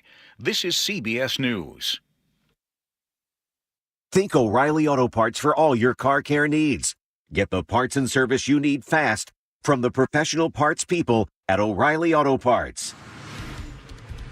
A Pierce County Sheriff's staff member expected in court in about a half hour. We'll tell you more about why in just a moment. But first, from the Beacon Plumbing Traffic Desk, we have been tracking an incident on the Snohomish River Bridge that has been blocking at least several lanes this afternoon. That is a long-term issue, and please avoid that area. Other than that, we are seeing a pretty good drive. We've had some incidents crop up off and on around the region, but it's almost a speed limit drive, which is pretty good for this afternoon. 33 minutes, Linwood to Seattle, Federal Way to Seattle, 34 minutes, Seattle to Tacoma, 41 minutes, Renton to Bellevue, 25 minutes, Tacoma to Lacey, 53 minutes, which is a little bit higher than normal because there's a little bit of slowing in that area around JBLM. This report brought to you by Washington 811. If you are digging in your yard, the law requires you to call 811 to avoid dangerous and costly damages to utility lines. Call 811 or submit online at digsafewa.com. KIRO News Radio 97.3 FM Northwest News. Now, the latest from KIRO News Radio and mynorthwest.com. In about half an hour, we're expecting a member of the Pierce County Sheriff's Command staff in court. The 52-year-old is accused of driving impaired over the weekend and causing a rollover crash. State troopers say among the 6 victims inside the SUV, 3 children, ages 3, 4, and 8. A source tells KIRO News Radio another victim is 7 months pregnant. The 52-year-old suspect is a prominent member of the Pierce County Sheriff's Office command staff, who, WSP says, was driving under the influence and failed to yield the right-of-way along 132nd Avenue about 2 miles east of 161. He was also taken to the hospital. He could face charges in the next 2 days. Luke Ducey, KIRO News Radio. The major has been put on administrative leave. Tragedy during one of the Northwest's best-known athletic events. A man from Canada running the Ragnar relay race was hit by a pickup truck around 3:30 a.m. Saturday. Who they determined was seriously injured. The male was, I believe, life-flighted to Harborview Medical Center, where he eventually passed as a result of the injuries sustained in the collision. State Trooper Brad Tulloch says this happened on Highway 20 in Whidbey Island. The runner had apparently stepped out of the designated race area and onto the road. Investigators say the driver cooperated. No impairment is suspected, and she was not arrested. A massive drug bust resulting in a slew of federal charges in Yakima today. Law enforcement seizing more than 7,000 pounds of marijuana, 330 pounds of meth, 7 pounds of fentanyl, and nearly 25 pounds of cocaine. 13 people were arrested and charged. The suspects are described by the U.S. Attorney's Office as armed and violent drug traffickers operating on the Yakima Nation and in the Yakima Valley. Starbucks menu isn't so secret anymore, the secret menu that is. In fact, it's gone official, now on Starbucks mobile ordering app. Rotating selections of customized fan-favorite beverages can be found in the Offers tab starting today. Drinks like Cookies on Top, which is cold brew with 2 pumps of vanilla syrup, sweet cream, cold foam, and cookie crumble topping. This weather update brought to you by State Roofing and Exteriors. Some clouds at a high of 75 today. Hot, hot, hot tomorrow in the low 90s in places. Sunny and pretty hot the rest of this week. It is 75 degrees in downtown Seattle. I'm Jillian Raftery for KIRO News Radio. Your best source for local news, serving Western Washington and the world with the KIRO Newsradio App. Always streaming live on your smart speakers. You're listening to KIRO Newsradio, Northwest News. It's the all-new Jake and Spike Show on KIRO Newsradio. Welcome back to the show, everybody. It's the Jake and Spike Show. I'm Spike O'Neill with Greg Tomlin in today. Jake Skorheim is wrapping up the end of a much-deserved vacation with the family. He'll be back tomorrow. Laura Scott's back from vacation after spending a couple days up in the islands. And we mentioned earlier that the inter-island ferry traffic was interrupted during Laura's little time away. And my plan to e-bike Friday Harbor was foiled. well, I think you may have a lawsuit on your hands.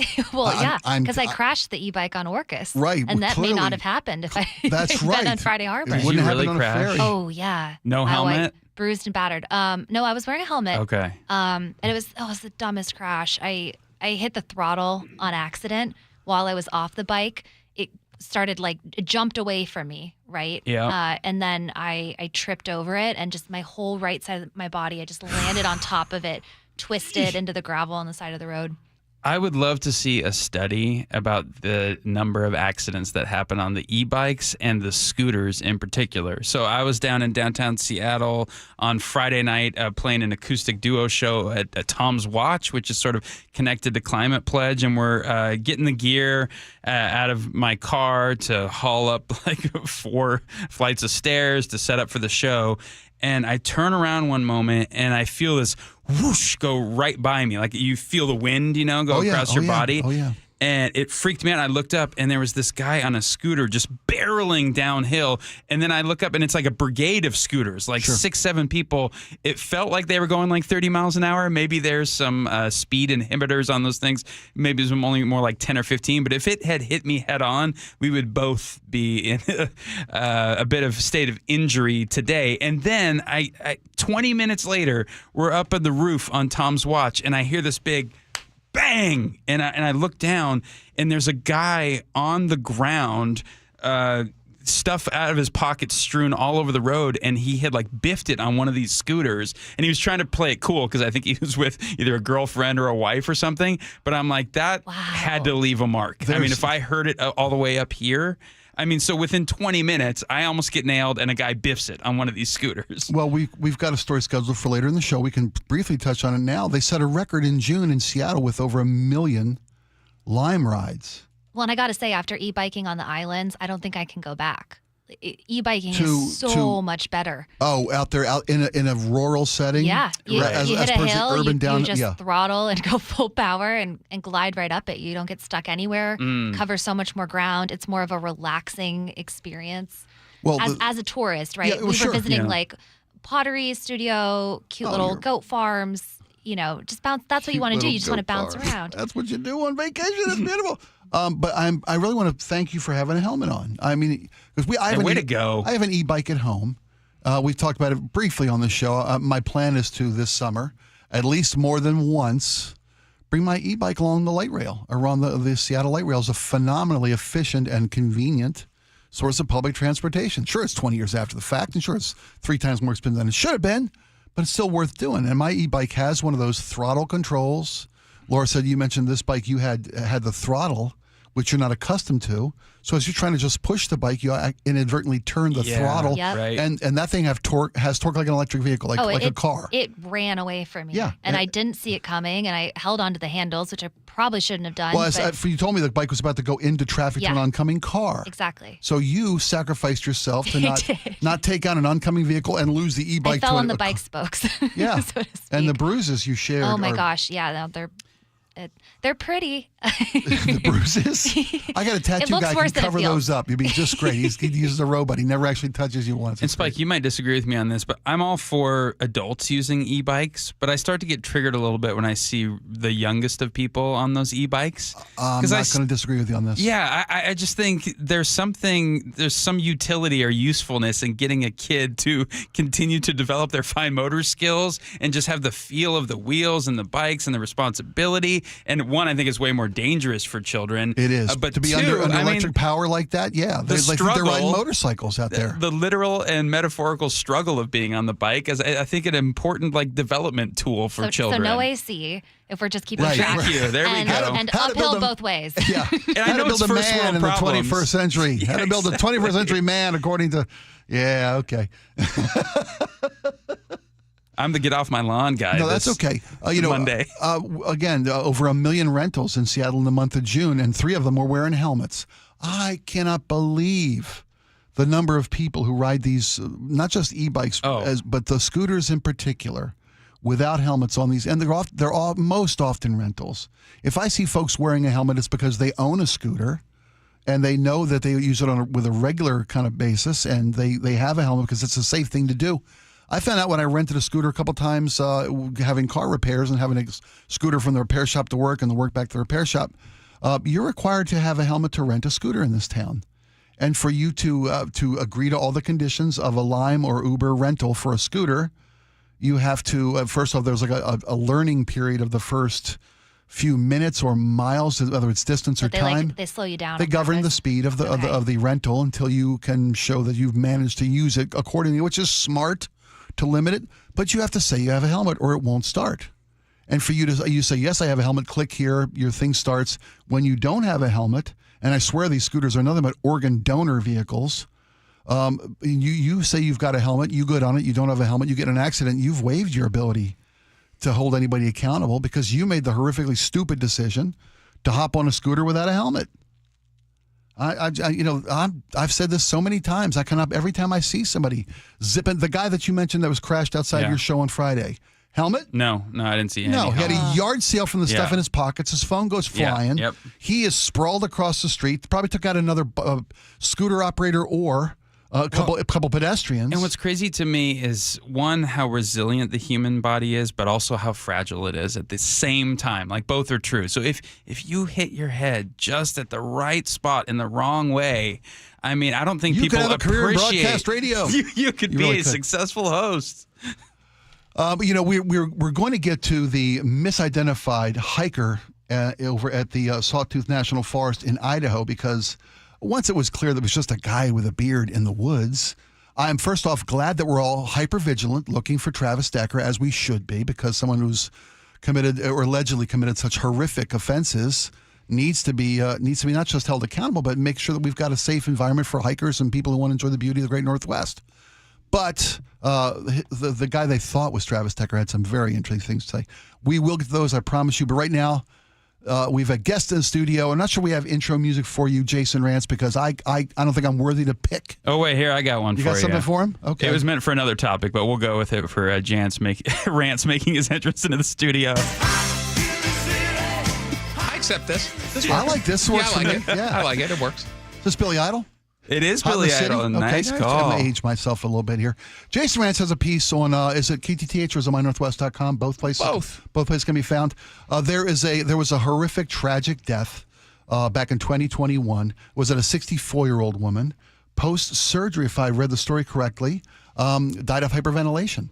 And her aggrieved, bereaved adult son has filed a lawsuit against the petroleum industry, the big names of petroleum, blaming their actions, their products, the use of their products for global climate change that he says led directly to the death of his mom. Have I paraphrased correctly? You are very, very, very close. You got some small details missing. What am I missing? The daughter. The death was of hyperthermia, which was due to overheating of the body. 65-year-old Julia Leon. So I got the age, the sex, and the cause wrong. But I'm so close. You got the big picture issue correct in that this appears to be the first ever wrongful death lawsuit filed against so-called quote-unquote big oil as a direct result of causing, they say, climate change. This happened back in 2021. This was when we had the heat dome that had occurred. It was a big deal. It was very hot. It was the hottest day, I think, on record for Seattle specific.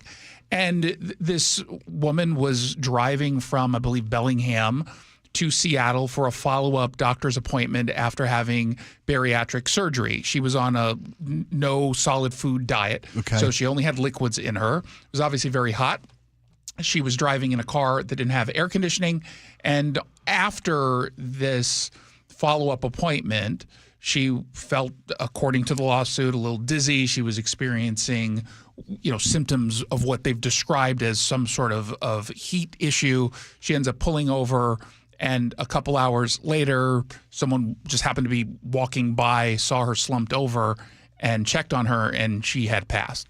So as a direct result of that, the blame is against the oil companies for doing what they do, and then creating the unique man-caused conditions that led to the heat dome. Let me go out on a limb here, Jason, and just guess that you think this should be filed under the frivolous lawsuit category? I think there isn't a single lawyer, regardless of their political positions, that looks at this and says that this is a serious lawsuit. It very clearly isn't. But using just the logic of this lawyer, and by the way, I don't necessarily blame the daughter in this. I feel like the daughter's getting taken advantage of by someone who wants to make a bigger point. I don't think that this is necessarily I could be wrong. I obviously don't know. No. That would be my guess. I think you're spot on with that. If there was any state in the union where this could potentially succeed, Washington would probably be it. No. Yeah, I mean, well, I'd go California, New York, Massachusetts. You could find a bunch of these. You probably find a lot. Yeah. Really this is something that's clearly going to get tossed.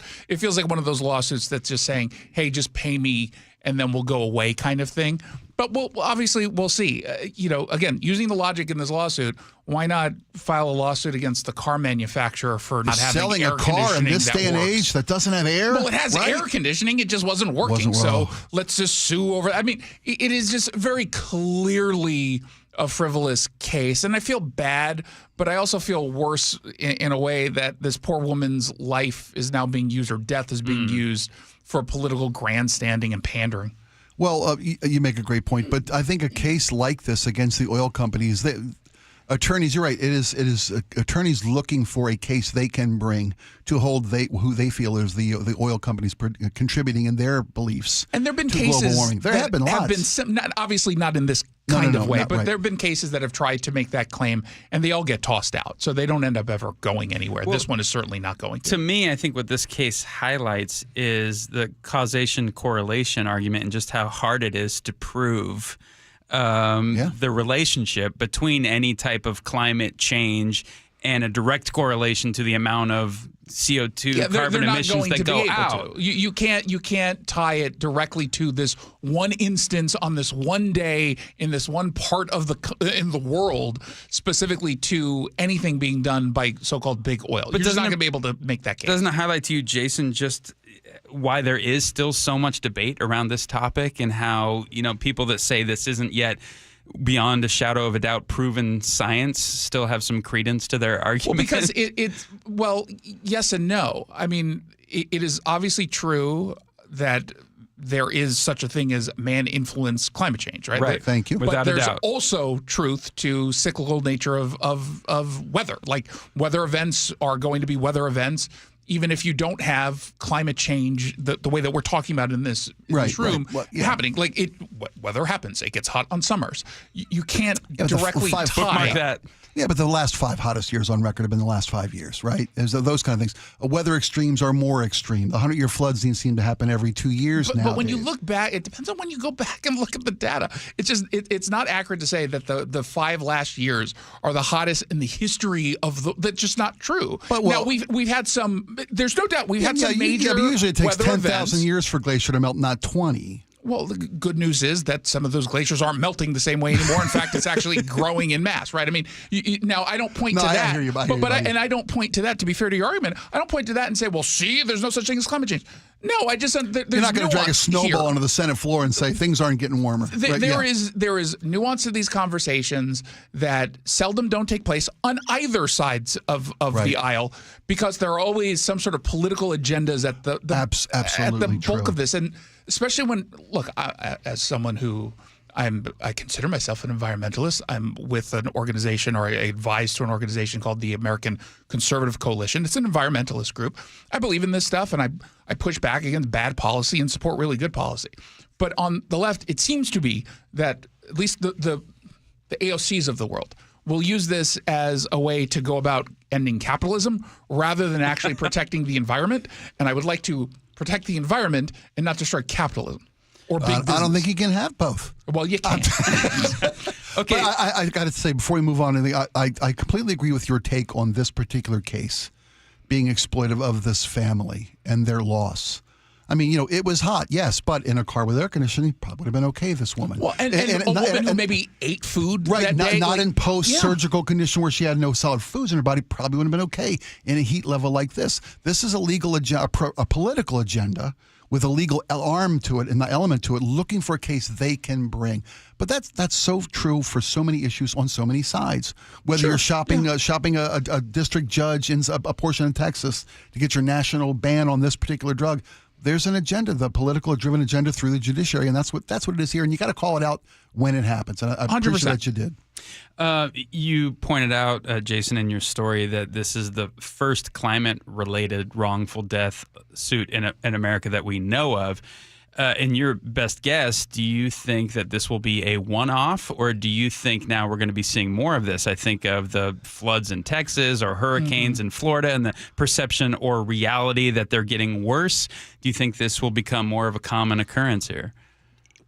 It depends on what big oil does. If they go ahead and settle, then yes, you're just inviting more of these kinds of cases. And that's pretty traditional, right? I mean, if hot coffee gets spilled on you, let's sue, even though there's no admission of responsibility or guilt, right? Yeah, exactly. Yeah. And so it's oftentimes cheaper to go ahead and just pay somebody off. Yeah, you don't want the PR instead of going else. through it. Yeah. So I guess we'll see. The reality is, thankfully, we don't have these many stories or these many cases happening, and there are much easier. Like if they came out and sued like a mechanic who didn't properly fix the air conditioning unit, if that were the case. That would be a stronger case, actually. I understand that, I suppose. We'd have to look at the details. But this kind of case, go after the oil, it's like, please. I wish you were right about the fact that I think this is the tip of, no pun intended, the tip of the quickly melting iceberg.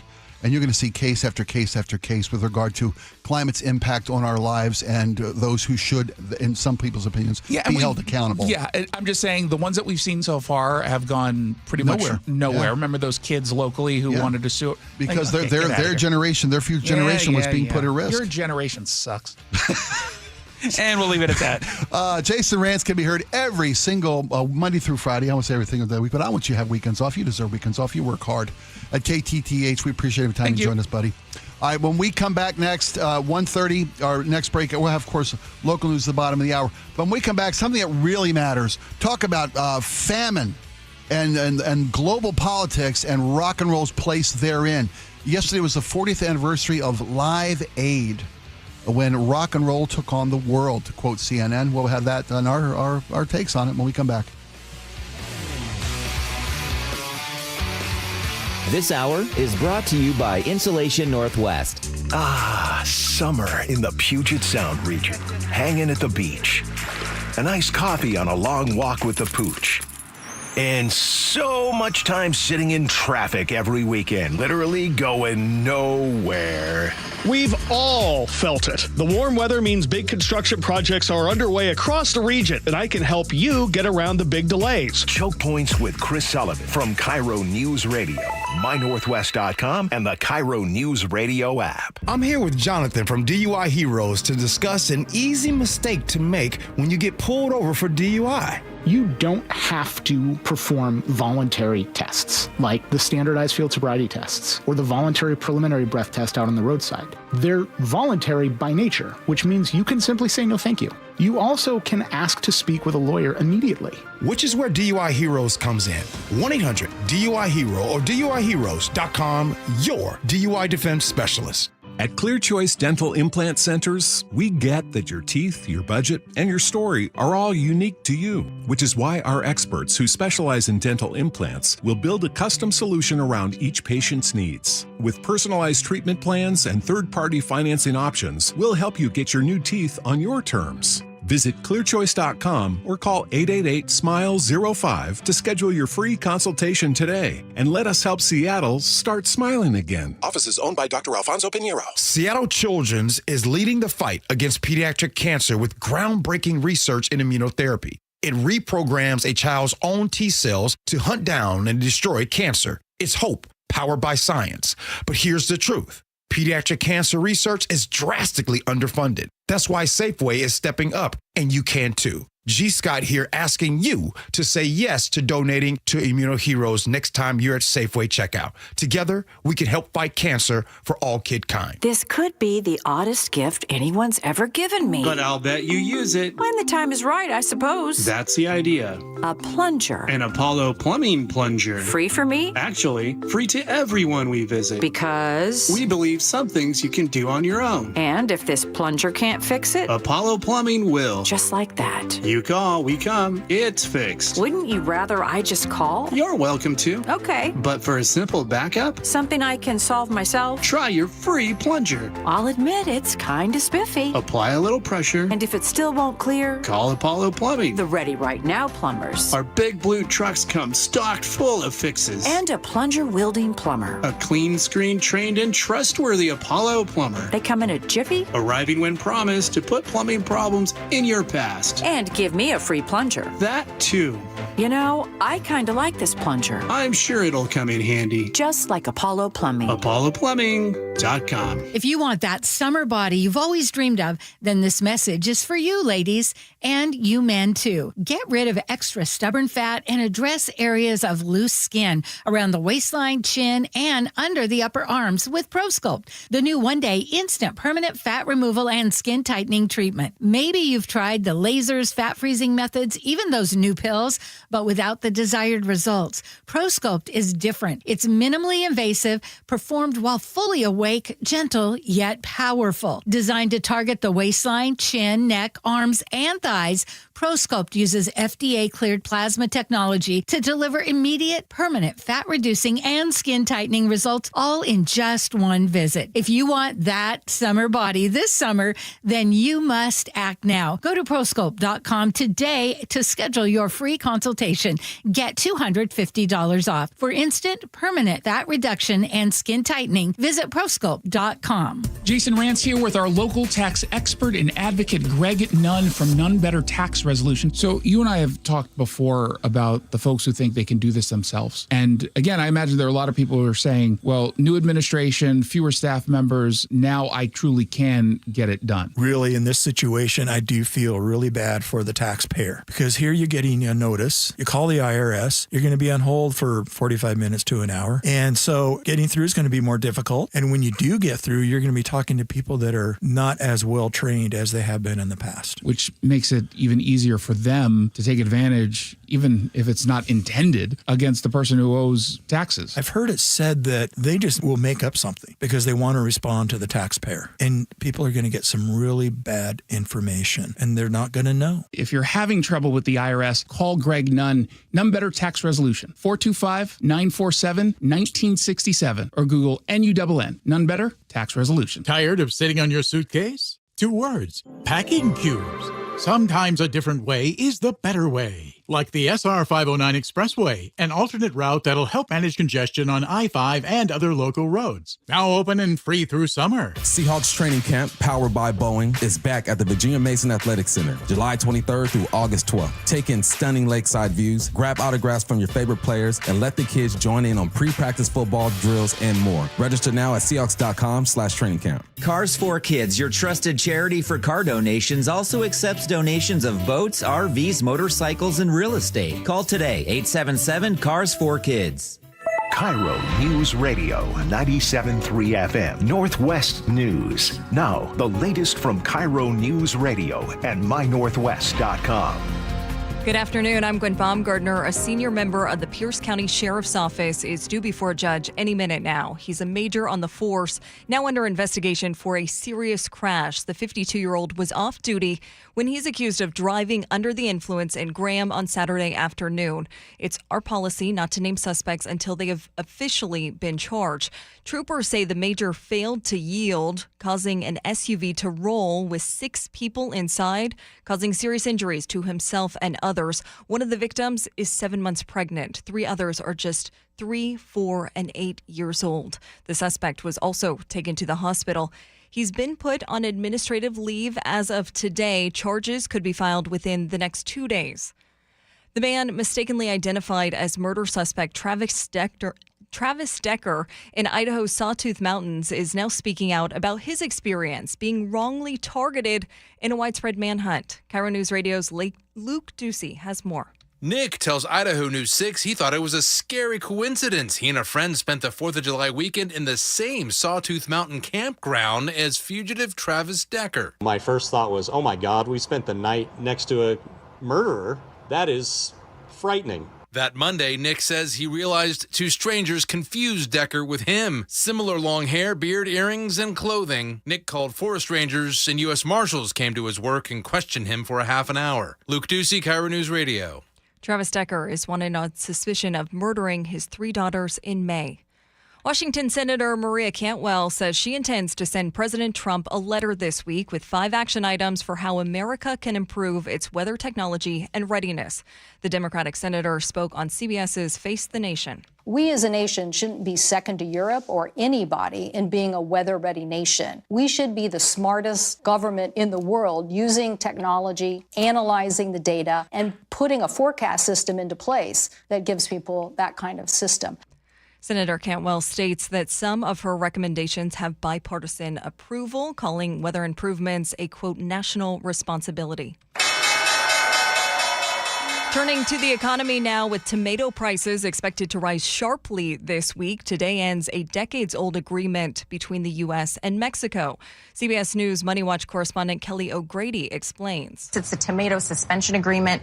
The White House felt that it wasn't fair to farmers here, that they were dumping, essentially selling lower-priced tomatoes into our market. So that's going to go away, possibly a 21% increase. That's the tariff.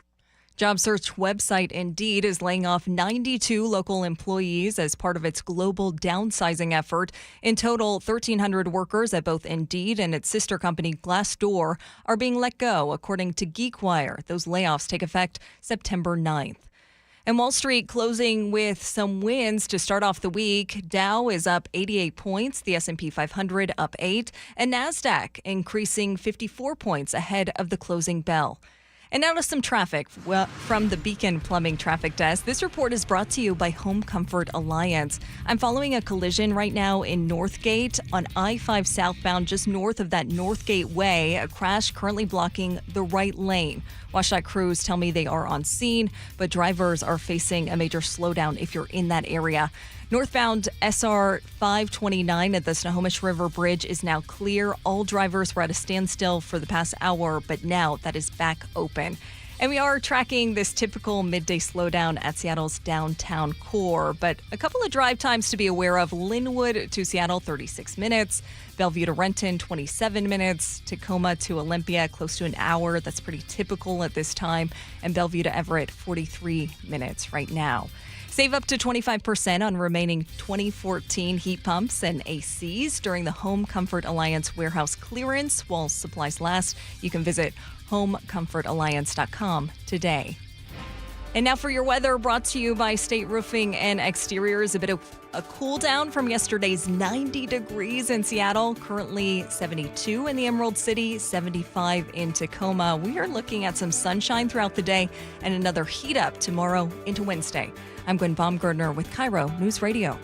Your best source for local news. You're listening to KIRO News Radio, Northwest News.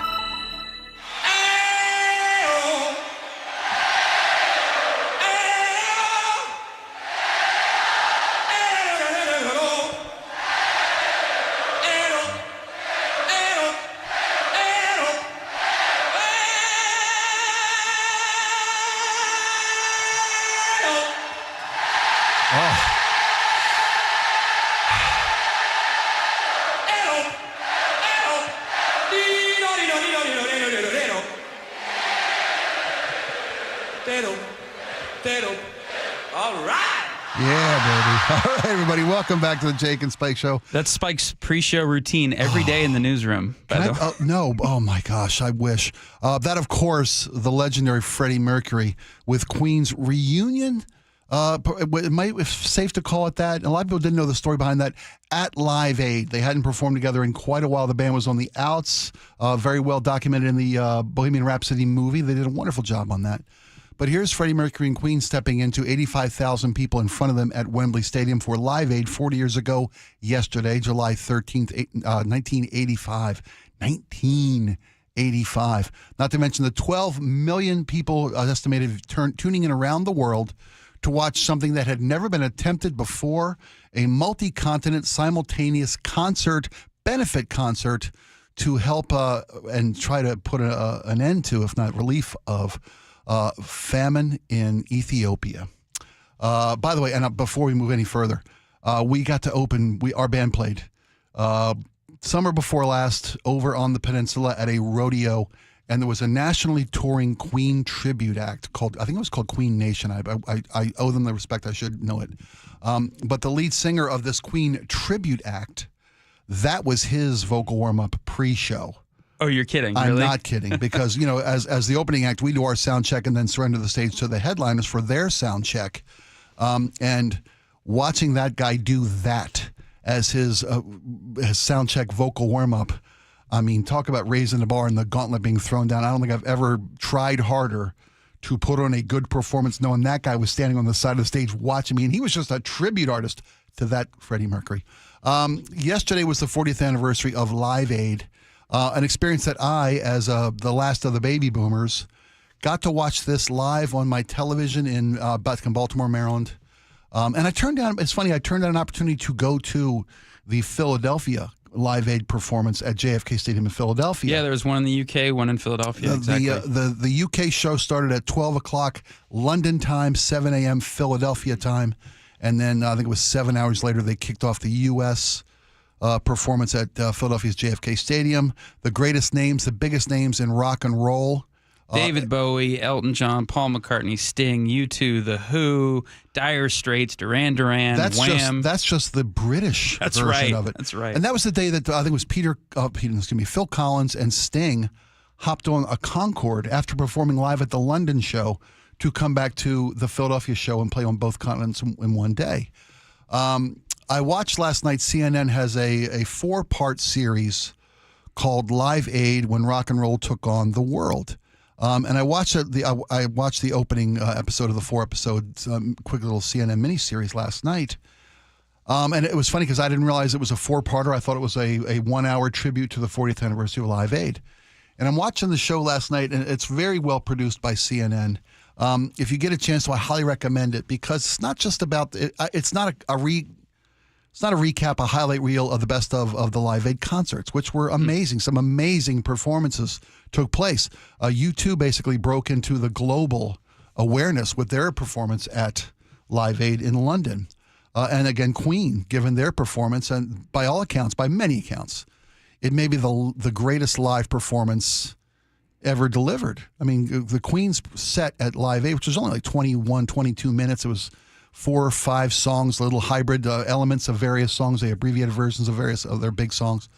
But Freddie Mercury just showed what a true showman, maybe, and the master of owning a crowd. That moment where he's call and responding to 85,000 people in perfect unison to him. Well, and just think about this with the elaborate sets and stages and performance of today's biggest stars. I'm thinking Taylor Swift or Coldplay, and Beyonce, huge or Bruce Springsteen, light shows and frills and gimmicks. Oh, people and flying over the audience. 8K projectors. Yeah. Here you have one man and his mustache. Yes. and a microphone. Half a mic stand. And he's able to command an audience of almost 100,000 people. What an indelible performance. I've probably gone back and watched it on YouTube at least a dozen times. Yeah.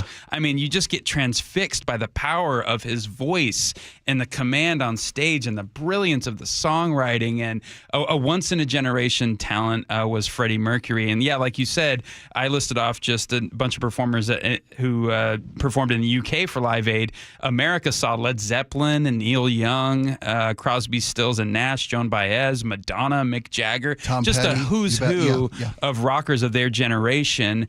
But here's something I want to maybe not challenge you with, Spike, but just add to the conversation. That is this.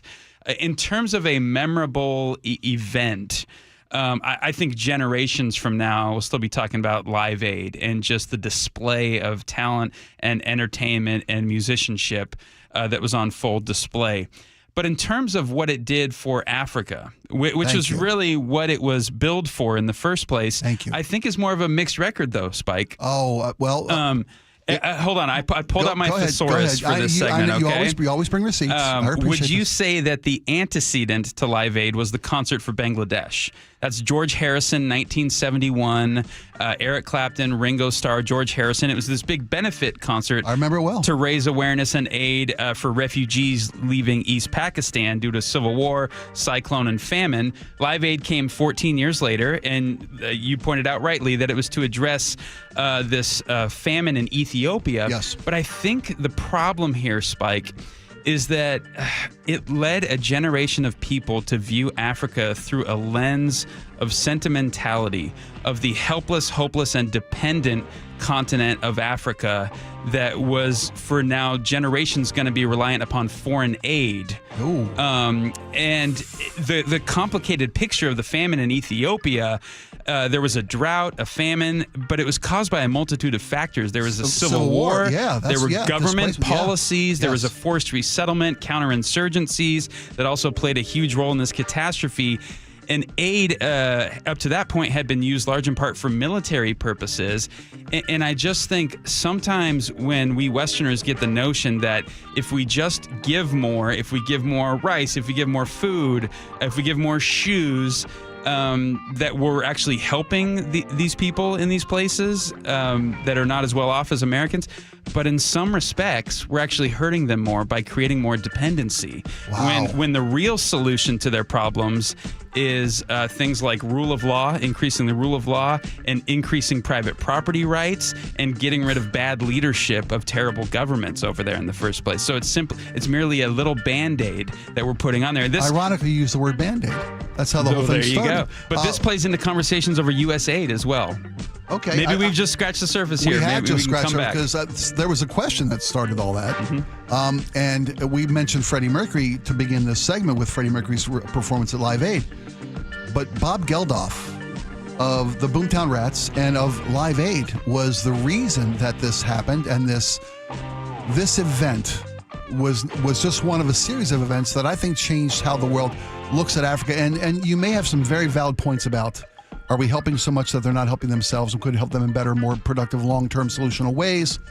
But I want to get into that. And that's the onus of this 4-part series on CNN about what drove this man to this moment and this event and how it has changed activism from a perspective of people who have the spotlight or the attention span of the world. We'll be right back after these. Don't go anywhere. The closing bell is brought to you by Legacy Group Capital Common Sense Lending. Summer in the Puget Sound region. So much time sitting in traffic every weekend, literally going nowhere. Stay ahead of our summer traffic nightmare with Chris Sullivan's Choke Points. You will not be able to drive under I-90 on SR-18 this weekend. 8 days of closure. What are your options? I'll give them to you in Choke Points on Seattle's Morning News tomorrow morning. Get all of Sully's Choke Points at mynorthwest.com and the KIRO Newsradio app.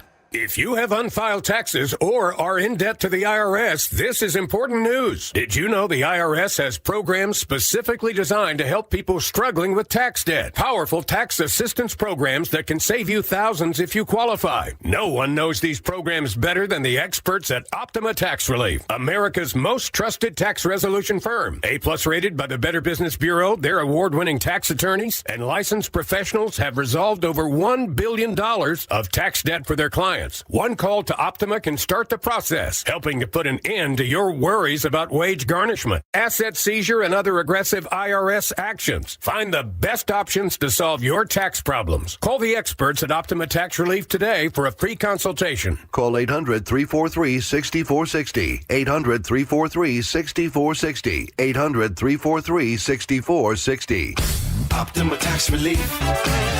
Some restrictions apply. For complete details, please visit OptimaTaxRelief.com. Oh, it is the time of the season for pests. That's right. No one likes them. No one knows where they come from, but we can all agree no one wants them in their house. Mike Salk here for Crawl Pros, and they have a full-service pest control division now called Pest Pros. They can come to your house and do a full corner-to-corner inspection, take care of any problems, just like they did at my home. This is the time of the year you'll start seeing more ants in and around your home. You may also begin hearing a little buzzing outdoors. Bees, wasps, hornets. If they make a nest on your property, that is a huge nuisance. So please don't try to take care of those nests on your own. Simply call Pest Pros to have any nest removed and destroyed professionally before the problem grows or you and your guest ends up getting stung. Pest Pros is the full-service pest control division of Crawl Pros with eco-friendly treatments to keep ants, stinging insects, and all sorts of critters from making their way into your home. If you're worried about rodents, ants, or other bugs or an issue in and around your home, call Pest Pros or visit GoPestPros.com to schedule a free inspection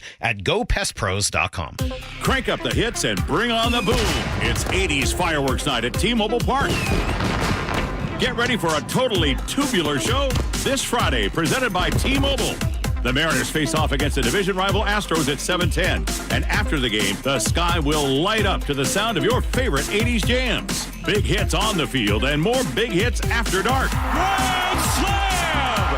Julio takes it deep and clears the ball. Mariners baseball, fireworks, and hair metal? Sounds like a rad night. Lock in your seats now at Mariners.com and check out what else is on deck at the ballpark this summer, including 3 straight value games against the Brewers, July 21st through 23rd. And the next Mariners fireworks show on August 1st. Goodbye, baseball. He does it again. Home runs in 3 consecutive games. Cal Raleigh, the big dumper. Mariners baseball. Trident's up. Guys, did you know your testosterone affects everything in your system, including how you feel and perform every day?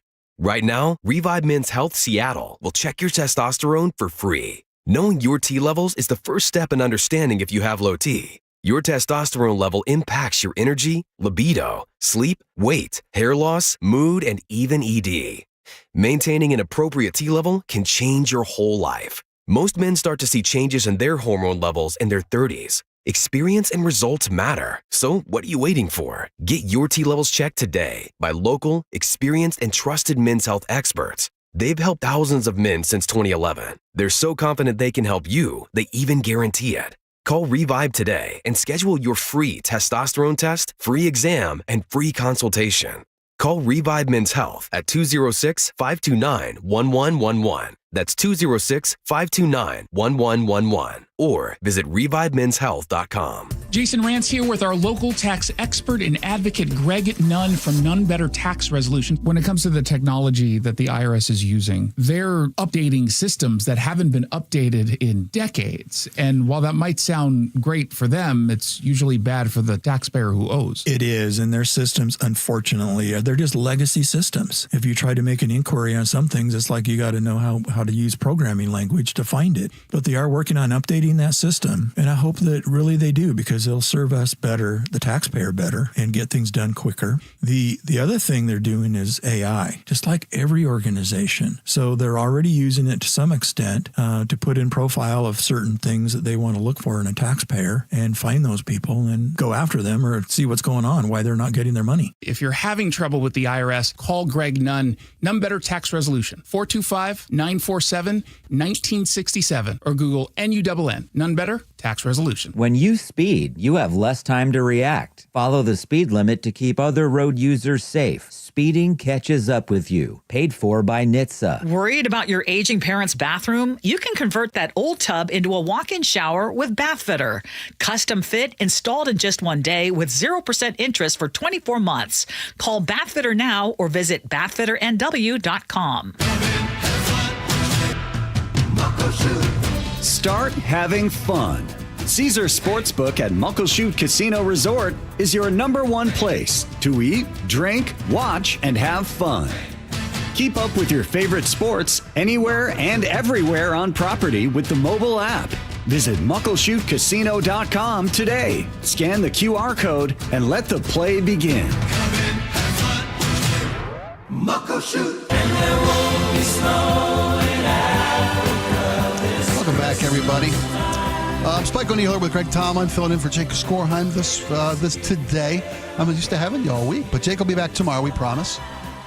So I'm watching last night CNN's coverage, CNN's special 4-series episodic review of the 40th anniversary of Live Aid when rock and roll took on the world. And I thought it was a 1-hour episode with the highlights of the Live Aid concert. What it was last night in the original episode was all Bob Geldof of the Boomtown Rats, and his hit was, of course, "Tell Me I Don't Like Mondays." But to paraphrase, he'd watched a report on the BBC about the famine in Ethiopia and just realized he had to do something. Couldn't sit idly by. Yeah, couldn't sit idly by and do that. And his girlfriend was, and I forget her name, Paula, I can't remember her last name. She was like the big musical talk show host in Britain, in London, during this period of pop culture with the Police and Audio of Ultravox and Status Quo and all these, or Spandau Ballet, all these different British pop bands.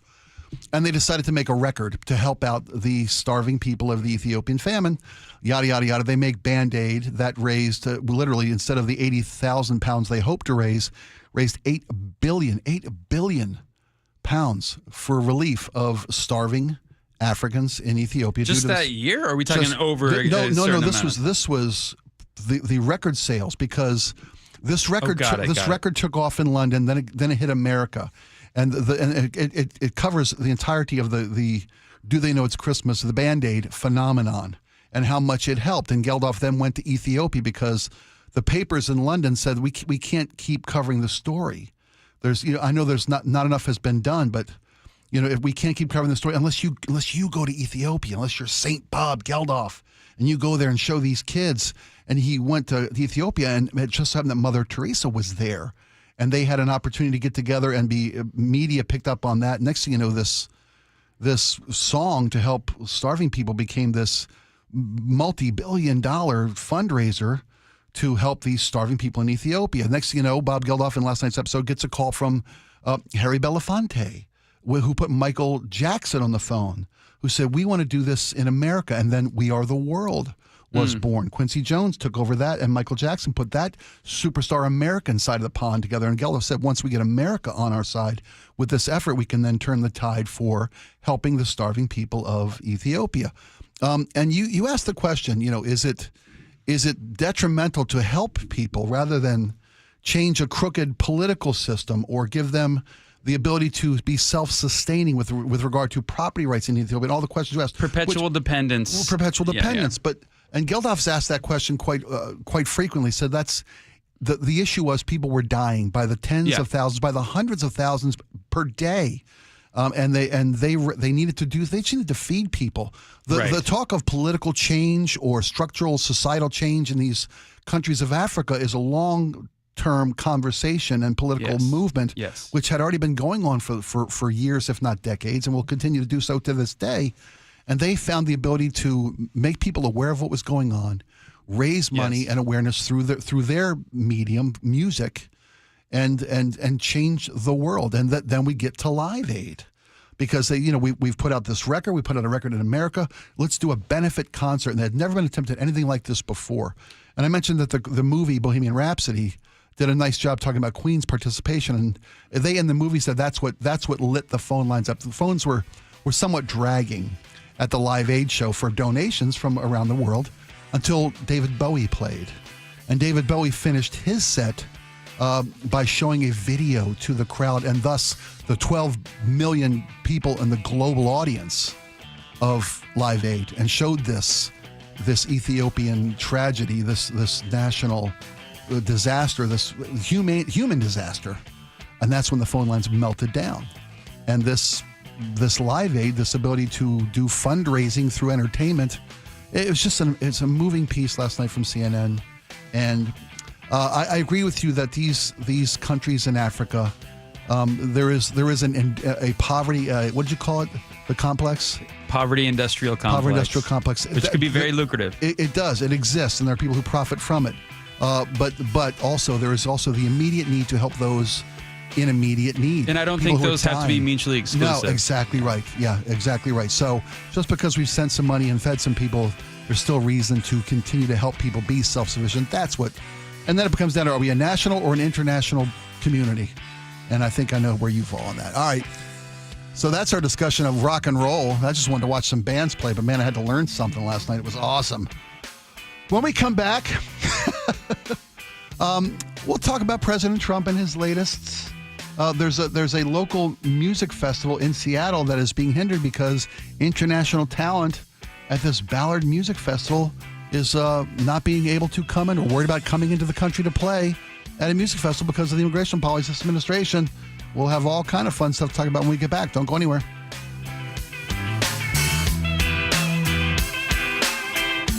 Hi, it's John Curley. Longevity Medical Clinic is your best plan for long-term well-being and personalized health care. Dr. Mixon, let me ask you a question. How long have some of your patients been working with you? And we've got patients now that have been with us for over 20 years that are in their 90s who came to us in their 60s. The grandparents now in their 90s are living independently. They're not on walkers, they're not on canes, they're not headed for nursing homes. I meet people and they ask about, wow, you're in great shape. You have 12% body fat and stuff. What's the secret? I said, it's not a secret. Longevity Medical Clinic has been there for 25 years. There is no secret to the fact that if you make those small changes, you avoid the big, bad, horrible stuff that most of us just think, well, this is what's supposed to happen to me. And if you're heading downhill and you don't change your direction, you're going to continue going downhill. And what we do at Longevity is we redirect you and we take you back up the hill. So get your free health analysis. Go to longevitymedicalclinic.com. That's longevitymedicalclinic.com. Get in the zone, AutoZone. Welcome to AutoZone. What are you working on today?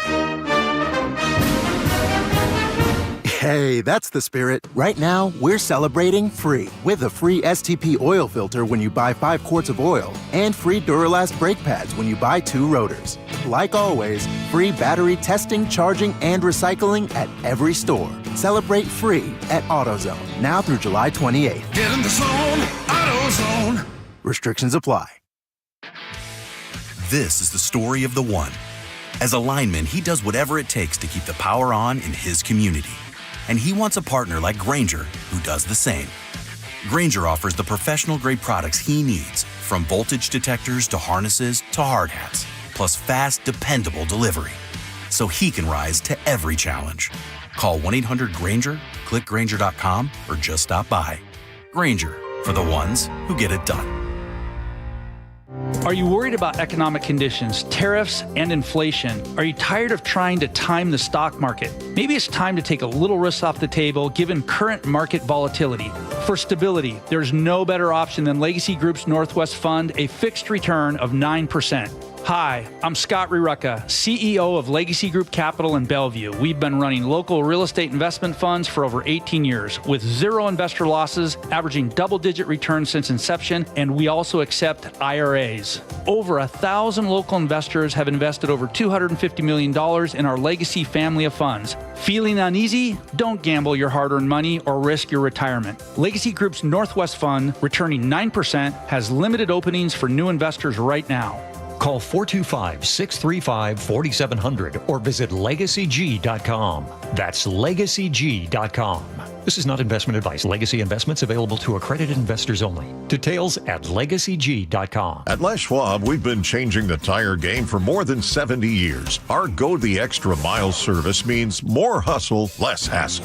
We design our own exclusive tires to give you more tires made for the road you drive, less compromise. All backed by America's best tire warranty included with every tire we sell. We're talking more unbeatable tire warranty, less charging you extra, like the other guys. It's why you get more from less.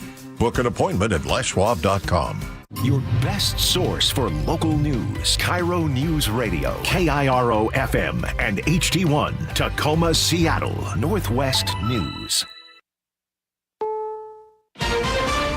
This is CBS News on the Hour, sponsored by Progressive Insurance. I'm Christopher Cruz. Investigators are still searching for the cause of last night's horrific fire at an assisted living facility in Fall River, Massachusetts. As the firefighters union is speaking out, 9 people were killed. Fire Chief Jeffrey Bacon. This isn't what we're designed to do here, right? We're here to save lives, and any time that any life is lost, a single life is lost, is a tragedy in our mind. CBS's Jim Krasula says the firefighters union is now accusing the city of not fully staffing the department, hampering the response to the fire. Firefighters say they could have saved more lives had they had more manpower. They say that prevented them from having an adequate response to the deadly fire. Union officials say the closing of fire stations and cutbacks on staff in the city have been a problem for decades. The north rim of the Grand Canyon is closed because of wildfires that are burning out of control. CBS's Ian Lee has the latest from Fredonia, Arizona. They are facing a perfect storm of fire conditions. It is hot. It's pushing 100 degrees. The humidity is low, and there is a wind taking it. One official told me that they can't attack it direct on. They said it's like a tsunami of flames. Bad news today for employees of the U.S. Department of Education. CBS's Matt Piper has that. The Supreme Court is allowing the president to continue with mass firings at the Education Department. The court has paused a lower court's order that had required the department to rehire 1,400 employees who had been laid off. The decision to lift the stay was 6-3. The three dissenters were the liberal justices Sonia Sotomayor, Ketanji Brown Jackson, and Elena Kagan. President Trump has learned that warnings not to trust Russian President Vladimir Putin were valid. I'm disappointed in President Putin. President Trump shared his frustration towards the Russian leader while meeting with NATO Secretary General Mark Rutte at the White House. Rutte said European allies will buy U.S. military equipment, including Patriot missile defense batteries, and transfer it to Ukraine. And President Trump made this threat if Russia continues its war. We're going to be doing secondary tariffs if we don't have a deal in 50 days. Secondary tariffs mean targeting Russia's trading partners. The president said his actions will raise tariffs to 100%. Wendy Gillette, CBS News. The disgraced former New York Governor Andrew Cuomo lost the Democratic primary for mayor of New York City, but today in a video he said he's running as an independent. Only 13% of New Yorkers voted in the June primary. The general election is in November, and I am in it to win it. At the close of trading on Wall Street, the Dow and the S&P 500 were up fractionally, but NASDAQ ended the day at a record high. This is CBS News. Sponsored by Progressive Insurance. We offer auto, home, and commercial auto insurance, plus a variety of business insurance options. Visit Progressive.com today. A stunning drug haul out of Washington. We're talking thousands of pounds now off the street. But first, from the Beacon Plumbing Traffic Desk, this traffic report brought to you by Closets by Design. In just the last 5 minutes, we've been tracking on SR 99 northbound at the First Avenue South Bridge. There's a disabled vehicle that's blocking that left lane, causing a bit of a slowdown. Also, continued delays in Northgate. A crash from about an hour ago still continuing to block off that right lane of southbound I-5 near Northgate Way. The other southbound lanes are still open, so not a total slowdown. And in Tacoma, another slowdown on I-5, a collision at River Road blocking the right lane there. Travel times, Seattle to Everett, 42 minutes. In that kind of reverse, Linwood to Seattle, 34 minutes. Renton to Puyallup, 47 minutes right now. Custom storage solutions for closets, garages, home offices, and more. For Closets by Design, go to closetsbydesign.com to see their current specials, or you can call 1-800-BY-DESIGN to learn more. KIRO News Radio 97.3 FM Northwest News. Now, the latest from KIRO Newsradio and mynorthwest.com. Good afternoon. I'm Gwen Baumgartner. King County deputies are investigating an early morning fatal shooting in Skyway. 911 received a call from a female that she had just shot an intruder. King County deputies found an unconscious male in the driveway. The shooting happened just after 2 this morning. This was on South 133rd Street. The man was pronounced dead at the scene. Investigators haven't said what led to that shooting, but they do say that woman who called 911 is cooperating. Now, despite a crime report like that, the King County Prosecuting Attorney's Office says gun violence is continuing to drop across the county. KIRO 7 TV's Lindsay Sheldon looks at the concerted effort, particularly in South King County this year. So far this year, shootings in South King County are down 50% compared to the same time last year. And teams connected more than 50 people considered at risk with trauma care and support services.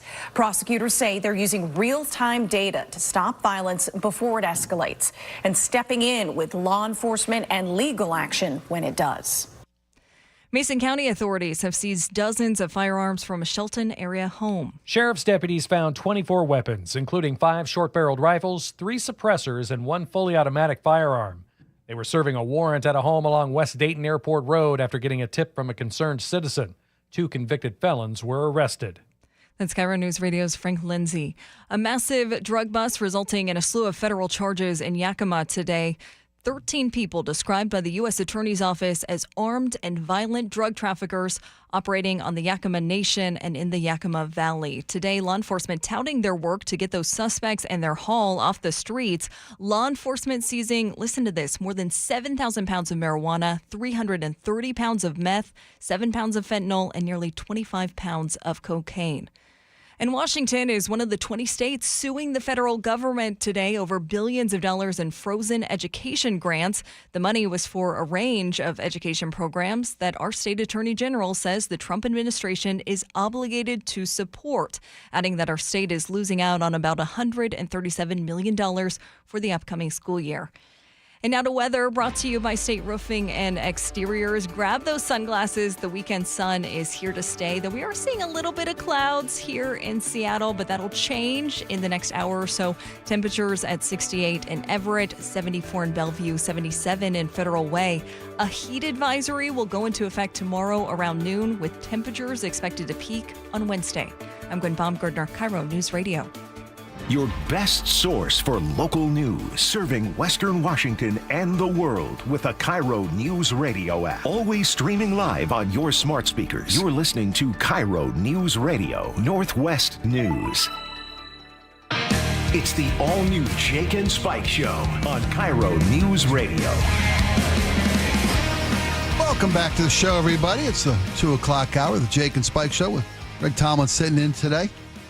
So we've avoided it for a couple of hours, but I think it's time to get into the policies of the Trump administration and their impact on our local community, and not just the tariffs that may cause our state's agriculture industry to feel the pinch of higher prices for their products abroad, higher prices of goods coming into one of the largest ports in the United States with regard to incoming tariffs.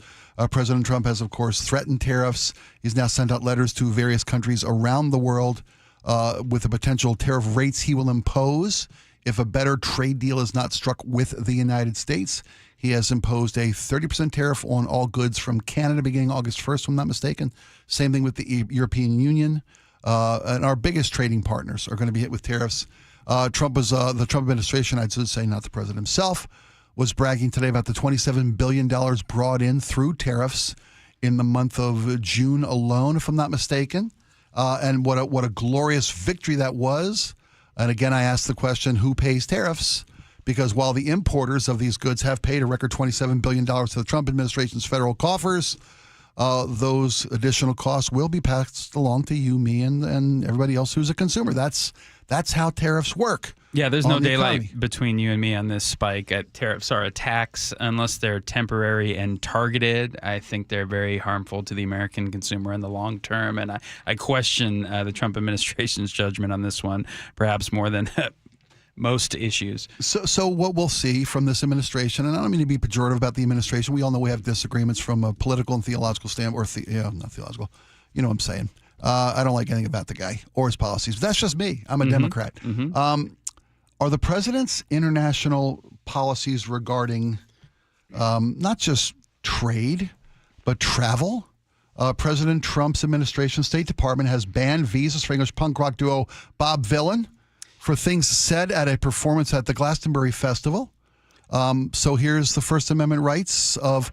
okay, I was going to say it's the First Amendment rights issue, but these people have no First Amendment rights. They're not U.S. citizens. They're not entitled to the rights of persons in the United States as are migrants to this country, that issue of due process and all these different amendments. So if the president doesn't like what you're saying, he will tell you that you can't come to this country to say it. Is that good, bad, or indifferent? Or what do you think about this, Greg? Yeah, let's set the stage here, so to speak. So Bob Vylan is sort of like a punk hip-hop outfit, as far as I understand it, maybe a duo.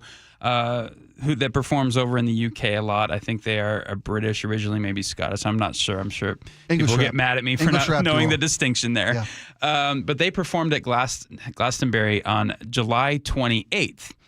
And they're pretty vocal about their political views, and they have very specific points of view on what's happening in Israel right now. And the front man for Bob Vylan said this and riled the crowd up. Here's what it sounded like back on June 28th. Free, free! Free, free! Free, free! All right, but have you heard this one, though? Death, death to the IDF! Death, death to the IDF! Death, death to the IDF! Death to the IDF! Death, death to the IDF! Hell yeah, from the river to the sea, Palestine must be, will be, inshallah, it will be free. So quite controversial, to say the least, Spike. And this aired live on the BBC. This aired, okay? So it went out everywhere, hit social media the moment it happened. So the State Department revoked the U.S. visas for the members of the Bob Vylan band in light of their hateful tirade at Glastonbury. This is the commentary from the Deputy Secretary of State for the United States, including leading the crowd in death chants. Foreigners who glorify violence and hatred are not welcome visitors to our country. So as far as I understand it, the State Department has the authority to revoke visas at any time. Yeah, they do. Mainly this is done for reasons involving national security, crime, or breaking visa terms. It's rarely exercised, though, over matters of speech, which is kind of interesting. But like you noted appropriately, this is not an American citizen, so they're not afforded First Amendment rights like American citizens are. Or persons in the United States. Right. And the Trump administration has proven itself to be particularly sensitive when it comes to non-American citizens voicing support for terrorism. And yeah, that's how I characterize it, because the chants of from the river to the sea basically mean you eradicate the Jews from Israel, and saying death, death to the IDF is calling for the deaths of the military force of America's closest ally in the Middle East. So it's provocative, to say the least, but it begs the question, is this too far that the State Department has gone, or should they be doing this more often? And I don't really know where you fall on this in particular, Spike. Well, it's interesting because there's a couple different questions at play here. These are international artists, British subjects. Sure, right? Yeah. Who want to come perform in the United States, and that requires a visa, a work visa to come in the United States. And I think when you call for violence against the IDF, Israeli Defense Force, that's a bridge too far. If anybody's gone too far, it's not the U.S. State Department in denying their ability to perform in the U.S. It's the band themselves. It's Bob Vylan that went too far. And I got no problem with free Palestine. But when you've pushed it to the river to the sea and death, death to the IDF, and making that a chant in a crowd over in Scotland, in Glastonbury, you will have a consequence for that, because there's no right for you to come and promote that kind of violent speech here in the United States of America. Then again, turn your attention to a student in the United States of America who's here on a valid student visa, who makes comments not even that inflammatory, not for calls to violence, but just for calls to humane treatment for Palestinian citizens in Gaza, with regard to numerous students who were detained by immigration, by ICE authorities, had the ongoing verbose threats of losing student status from Marco Rubio, Secretary of State, because we don't have to allow students to come here and say whatever they want, because it's a privilege to study in the United States. A lot of people think that's a valid point of view.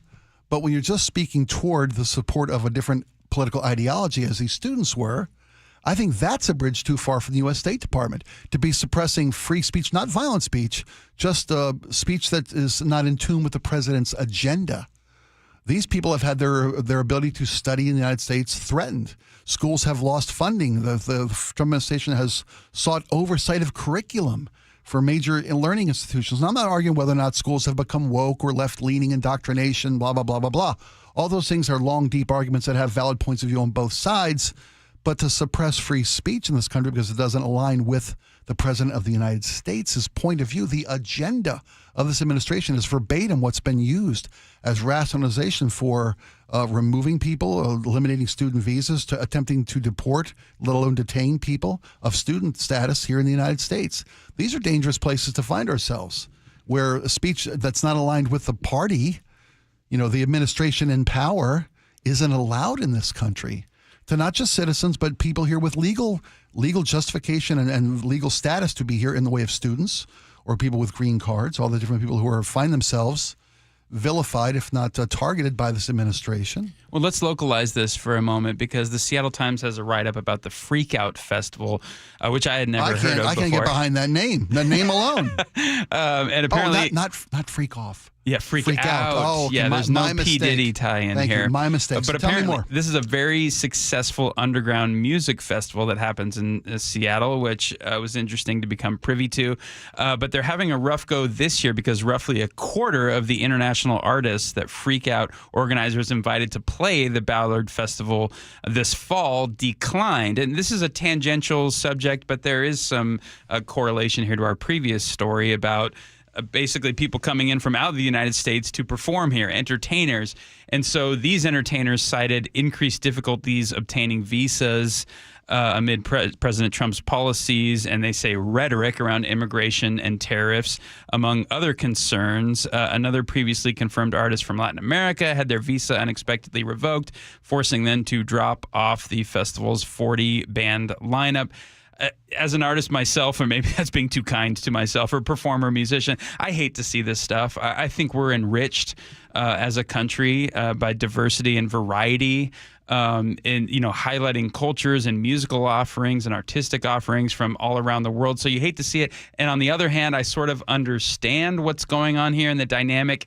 Because clearly we've touched on this theme before, but never underestimate America's ability to overcorrect a problem. And I think it's widely acknowledged left and right that during the Biden administration, I think some 7 to 8 million illegals flooded into this country. And Trump has not changed his rhetoric on this topic whatsoever, even for decades and decades. He's been very clear where he stands on immigration, particularly illegal immigration.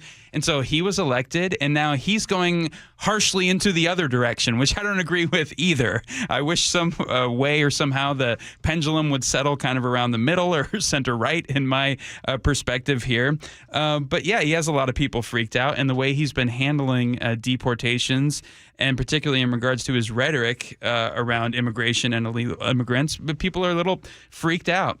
And I think justifiably so, because I'm with you that I think everyone of very political ideology, myself included, who's very far left-leaning, would agree that illegal immigration is a problem, that the border needs to be secure, that we shouldn't have criminals coming here to prey upon American citizenry and American cities. All of us are in agreement with that. So when the president ran on the policy of stopping not just illegal immigration, but most specifically stopping the criminal element that's flooding our cities, they vilified immigrants in general, migrants in general. They painted them all with the brush of ne'er-do-wells. They're all MS-13 gang members, yada, yada, yada. And then you turn your policy goals into just rounding up a quota of 3,000 people a day, whoever it takes to fill that number, whether it's 350 workers at a pot farm in California or kitchen crews here, lawn crews there, people going to court hearings who are pursuing legal immigration status in this country, being rounded up by ICE to meet quotas. Those kind of ideological priorities, I think they're a betrayal of what the president ran on, with worrying about getting dangerous criminals off the streets. We're all for getting dangerous criminals off the streets, but nobody campaigned to get the kitchen crew rounded up or the lawn crew rounded up or pot farmers, and they were illegal pot farmers. I get it. And there are civil penalties for working and being in this country without proper documentation. I get it. But rounding folks up into deportation camps is performative. Jason had a great piece earlier about the performative nature of the lawsuit against the oil companies with regard to climate change. I think the policies, the immigration policies of this administration are performative and embarrassingly so. You're rounding up these folks and to this festival in Ballard, this 12-year running, the largest underground music festival in Seattle, I should say. now is having artists not willing to come here because the crowd you're going to draw to this festival is going to be intimidated by the record number of ICE arrests in the state of Washington in recent months. I mean, record numbers of ICE arrests in the state of Washington, in states all across the country, because they're being unapologetic about the fact they're going to round people up. They're going to, if you're here, you are here illegally. I mean, we play the commercials here on the air. If you're here illegally, we'll round you up and we'll send you away. Well, and the view that you just espoused so eloquently is actually being shared by more and more Americans, believe it or not, which is kind of crazy because immigration was one of the number one most winning issues for Trump. It helped him win the election. Yes, his base loves it. Yeah. But listen to some quite striking data points from the likes of CNN's data guy, Harry Enton, on this topic.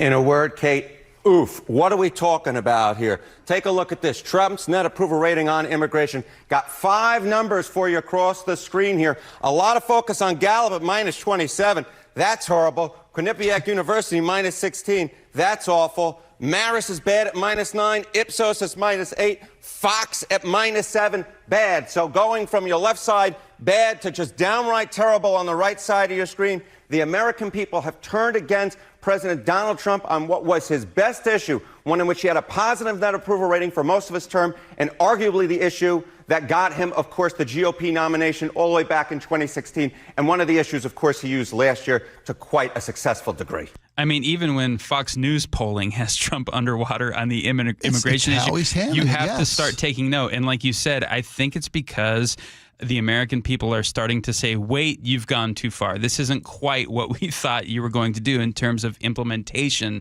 of your immigration policy. Well, I know that illegal immigrants into this country paid last year $6 billion in taxes to this country through other sales taxes or whatever it may be, because it's not just your income tax that helps feed the tax coffers of this country. Those people earn a living, illegal or not, and spend that money here in America. And $6 billion was donated to this country's economy last year by illegal immigrants who received no benefits for that taxation. So, you're talking about rounding up everybody here. There goes your economy with regard to food through agriculture. The agricultural workforce is going to be lifted off the fields and rounded up and incarcerated by this administration. There was a story a couple weeks ago that President Trump had kind of a softening of his position with regard to illegal migrant workers with regard to food, because he didn't want to have food prices go up so high.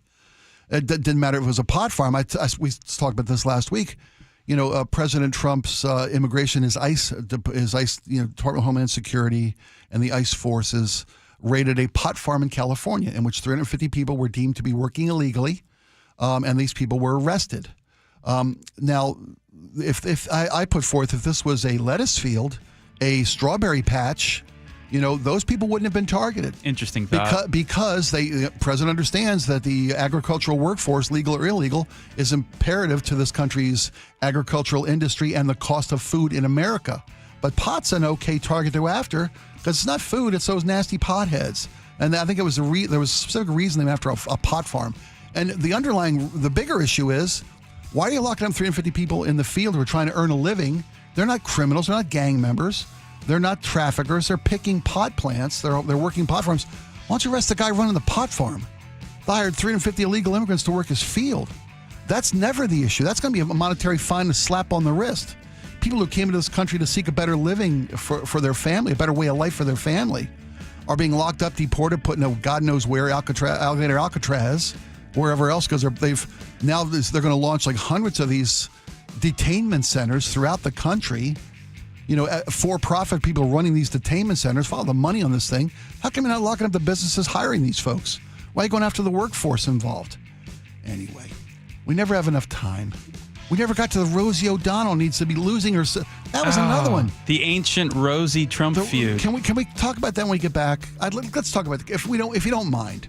I'd like to talk about why President Trump has just an undying desire to go after Rosie O'Donnell and her fearless retort. It's a lot of fun if you look at it from a humorous perspective. We'll be right back. We'll talk about that and lots more. It's the Jake and Spike Show with Greg Tom. We're back. This hour is brought to you by Sharp Vision Modern LASIK and Lens. Summer in the Puget Sound region. So much time sitting in traffic every weekend, literally going nowhere. Stay ahead of our summer traffic nightmare with Chris Sullivan's Choke Points. You will not be able to drive under I-90 on SR18 this weekend. 8 days of closure. What are your options? I'll give them to you in Choke Points on Seattle's Morning News tomorrow morning. Get all of Sully's Choke Points at mynorthwest.com and the KIRO Newsradio app. Guys, did you know your testosterone affects everything in your system, including how you feel and perform every day? Right now, Revive Men's Health Seattle will check your testosterone for free. Knowing your T levels is the first step in understanding if you have low T. Your testosterone level impacts your energy, libido, sleep, weight, hair loss, mood, and even ED.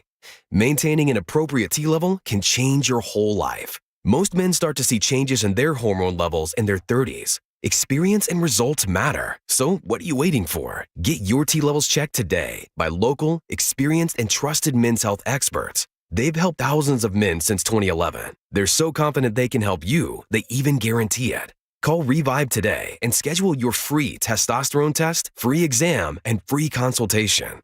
Call Revive Men's Health at 206-529-1111. That's 206-529-1111. Or visit revivemenshealth.com.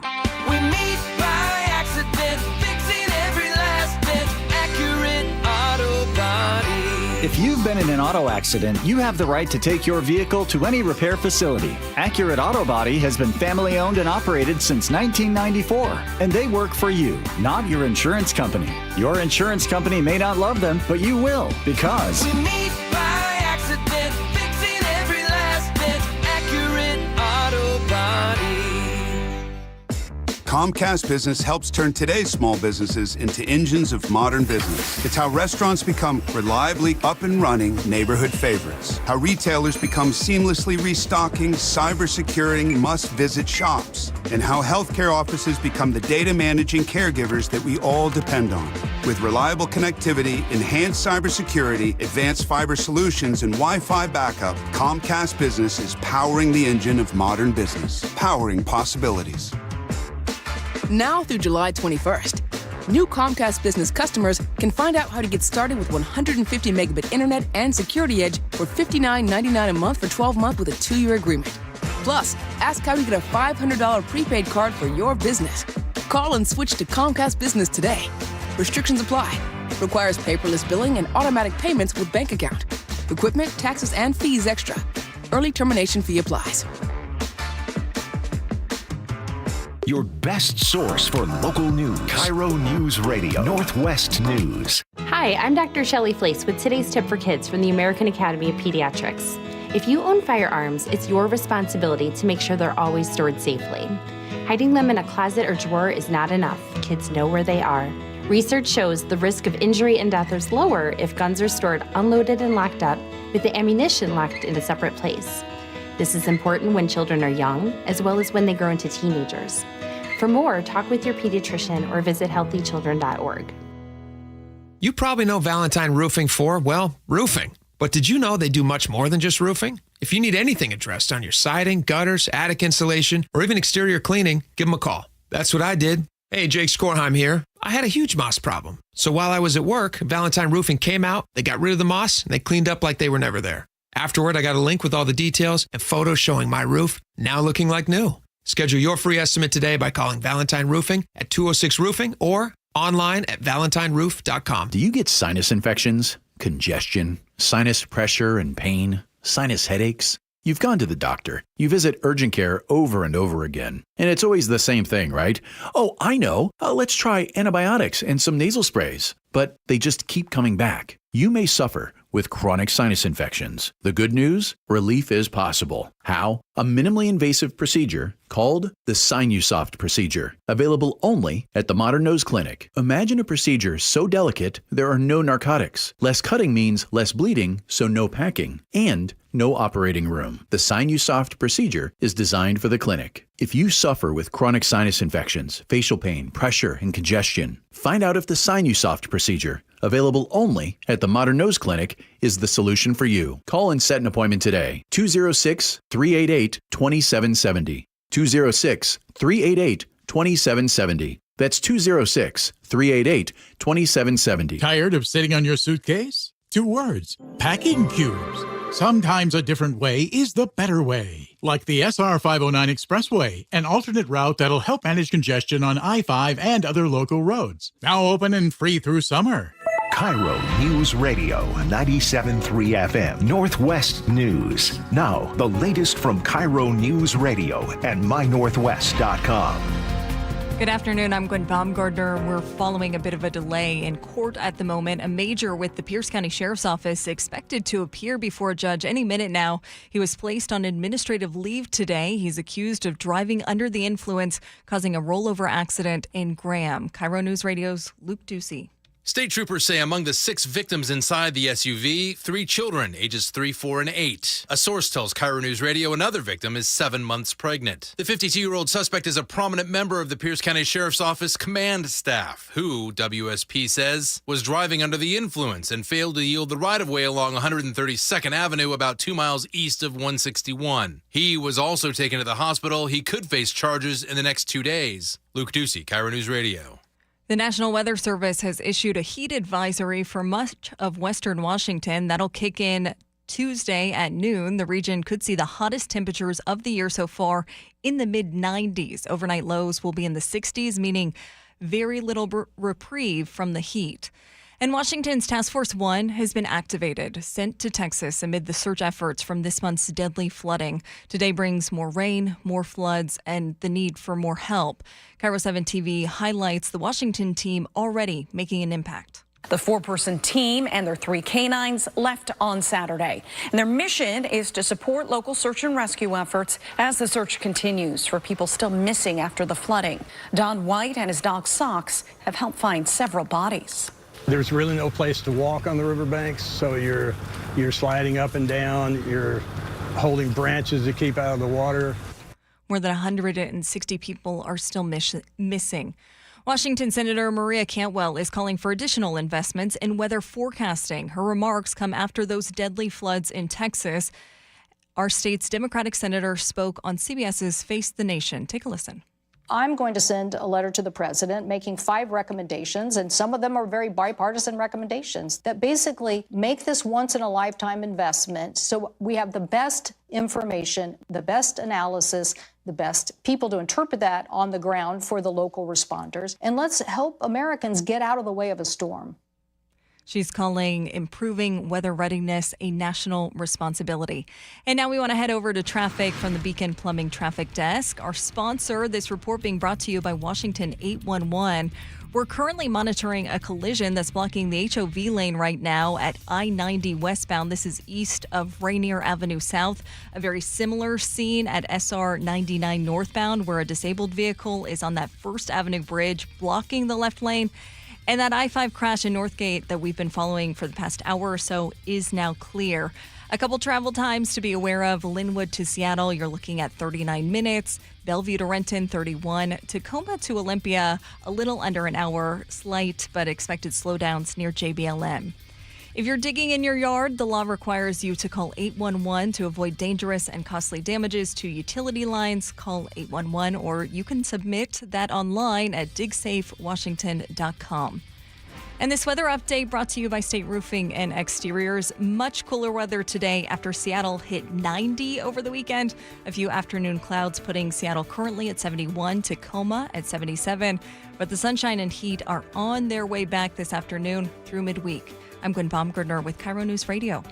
Your best source for local news. You're listening to KIRO News Radio, Northwest News. Welcome back to the Jake and Spike Show. I'm Spike O'Neill with Greg Tomlin.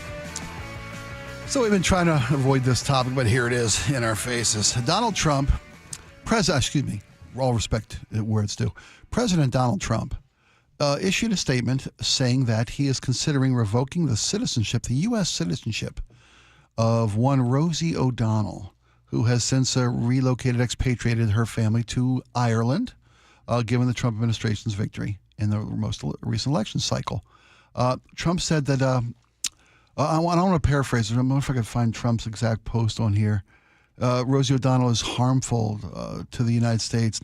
She's not in the best interest of the United States.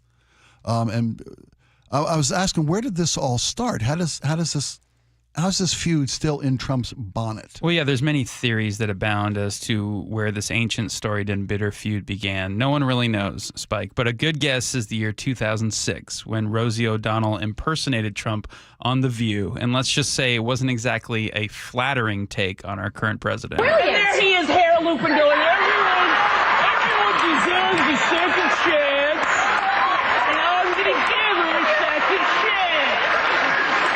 Her hair is perfect for that. Your hair is perfect for that. Listen, he annoys me on a multitude of levels. He's the moral authority. Left the first wife, had an affair. Left the second wife, had an affair. Had kids both times, but he's the moral compass for 20-year-olds in America. Okay, This regard to a Miss Teen USA at the time. That's right. Who was found to have been doing drugs and drinking and all kind of stuff, and calls for her to step away and renounce her title as Miss Teen USA. And Trump decided that she deserved a second chance, and Rosie took him to task for that. He has called Rosie O'Donnell a fat pig and various other iterations. Well, that's right. 9 years later, he did it very publicly in a GOP debate in August of 2015. Oh, it's the Megyn Kelly thing. You've called women you don't like fat pigs, dogs, slobs, and disgusting animals. Your Twitter account... Only Rosie O'Donnell. No, it wasn't. Many say that's what won him the presidency. No, really, though. I mean, at the time, I don't know if you recall this, but it was sort of unheard of to see a presidential candidate speak that way during a setting like a debate. For a laugh line and an applause line from the crowd in attendance at that CNN, or was it CNN at the time? I forget what it was Fox News, Megyn Kelly at the time. And this is where Megyn Kelly was just vilified by the president, the candidate at that time. She's now an ally. Blood coming from her eyes, from God knows where, if I paraphrase Trump correctly. And she has since fallen in line behind Trump, although this week it's kind of with the Jeffrey Epstein case, even Megyn Kelly saying what the to the Trump administration over that. But getting back to Rosie O'Donnell, this all was reborn when Rosie O'Donnell about a week ago put out a TikTok video, about a 9-minute video from her home in Dublin, Ireland, criticizing the Trump administration's response to the flooding in Texas, saying that this administration, through its cuts and through DOGE, had made massive cuts to the National Weather Service, to NOAA, to various organizations that may have, in Rosie's assessment, led directly to unnecessary deaths in Texas because of a failure of early warning. And there's been all kind of discussion on whether or not Texas was adequately warned, whether or not there was a system there should have been in place that wasn't in place, yada, yada, yada. But Rosie put out this tweet about Trump and his administration's response or his actions that led to Texas. And then Trump said, put out a truth social, because of the fact that Rosie O'Donnell is not in the best interests of our great country, I'm giving serious consideration to take away her citizenship. She is a threat to humanity and should remain in the wonderful country of Ireland if they want her. God bless the USA.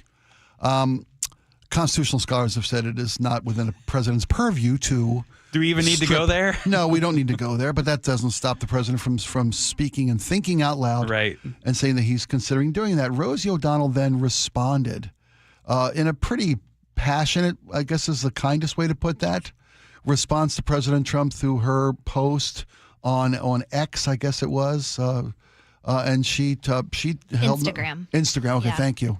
Responded to Trump's, "Hey, Donald, you rattled again 18 years later, and I still live rent-free in your collapsed brain.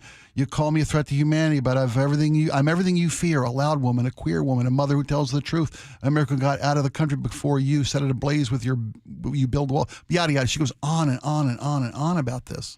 I think the whole thing is just so juvenile. And on a personal note, I just wish that this was a controversy and a disagreement and a heated exchange between a host of The Apprentice and a daytime talk show host. Instead, it's the President of the United States. Thank you. To me, it speaks to the entertainization of every aspect of life, Spike, whether it's politics or tragedy or...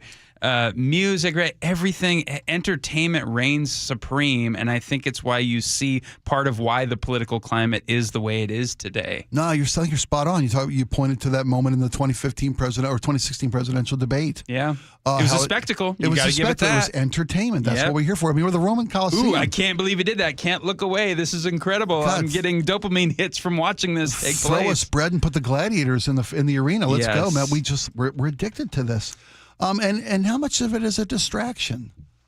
Much of it. Probably the essence of it is distraction. A purposeful distraction by this administration. Because one thing about this administration and its policies, which I give them full, you got to give credit where credit is due, and it's a winning strategy, so you can't fault it, is that they fled the zone. There's only so much bandwidth. There's only so much news coverage you can take in a day. There's only so many minutes in a day, columns in a newspaper, channels on TV to talk about these things. And when this isn't President Trump's issue right now with the Trump administration's dismissal of the whole Epstein files situation, that it's a closed case, no longer pursuing us, nothing to see here. There is no list that was promised and spoken to and, all these different things.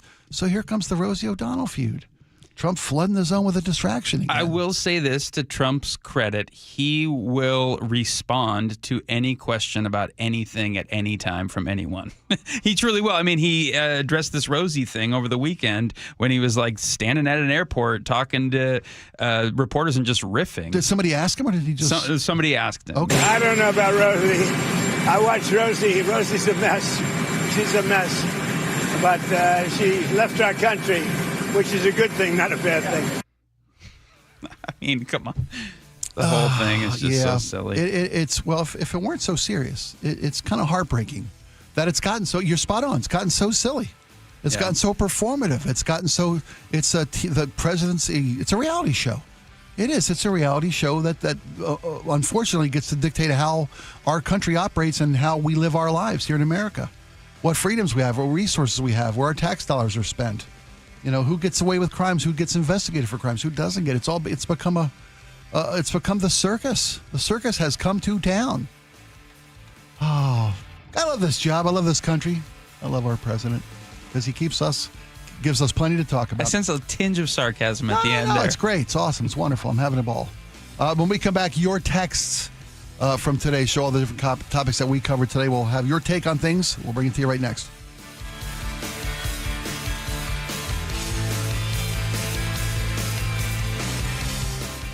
You listen to Seattle's morning news every morning. What do Charlie and Manda listen to every afternoon? I absolutely love listening to John Curley because he makes you think, which I love. John has a real special talent in being able to talk about the topics we care about, but he's always trying to make it fun. You're going, oh, this guy actually gets it. The John Curley Show, weekdays 3 to 7. Watch The John Curley Show live on YouTube or the KIRO Newsradio App. This is the story of the one. As a lineman, he does whatever it takes to keep the power on in his community. And he wants a partner like Granger who does the same. Granger offers the professional-grade products he needs, from voltage detectors to harnesses to hard hats, plus fast, dependable delivery, so he can rise to every challenge. Call 1-800-GRANGER, click Granger.com, or just stop by. Granger, for the ones who get it done.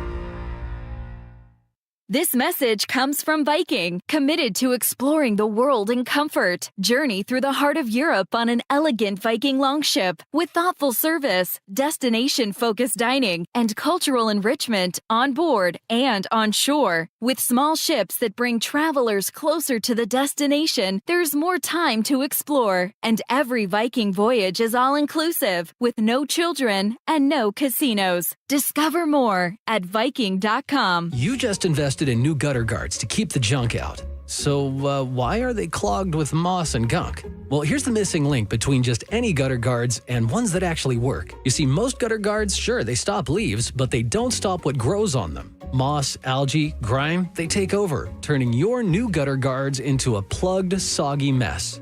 And that's where Moss Eater's gutter guards come in. They're changing the game. It's the only gutter guard with copper-infused tech. That means moss, algae, and gunk won't grow on it. It's like having a built-in Moss Eater on your home. And look, at Moss Eaters, we're not just going to install your guards and then let you fend for yourself. No, we're going to maintain your roof too.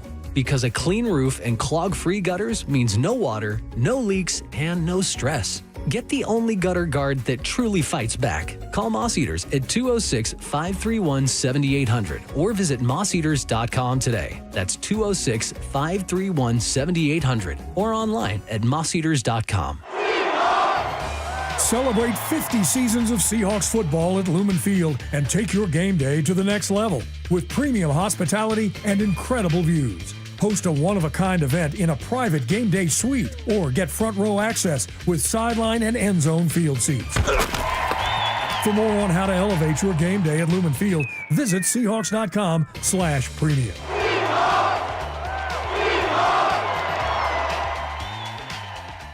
Well, here in our region, it's really common for homes to have damaged insulation or even no insulation at all in their crawl space or attic. Well, in the winter, that'll make your home cold and drafty. And in the summer months, it can turn your home into an oven. It's Mike Salk here, and utility companies have special incentives right now to help with the cost of having your home properly insulated, including a once-in-a-lifetime rebate from Puget Sound Energy. So if you're a PSE customer and your home was built before 1990, you could qualify to receive a rebate on up to 95% of the cost to properly insulate your crawl space and attic. Yes, they will cover up to 95% of the cost. And if you're anything like me, you love the idea of somebody else paying to improve your home, add value to it, and save you money along the way. How good does that sound? Don't wait. Call Crawl Pros to learn what's going on behind that crawl space and attic hatch for free, and then what energy rebates you're eligible for. If you're worried about critters, mold, water damage, insulation issues, or anything else related to your crawl space or attic, schedule a free corner-to-corner inspection at crawlpros.com.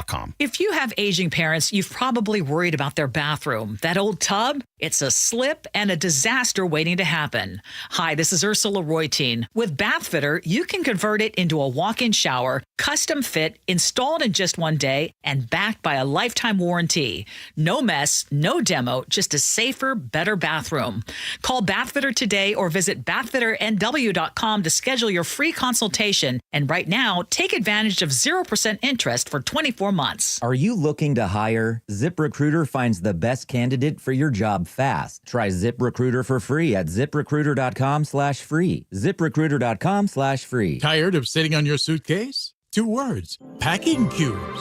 Sometimes a different way is the better way. Like the SR 509 Expressway, an alternate route that'll help manage congestion on I-5 and other local roads. Now open and free through summer.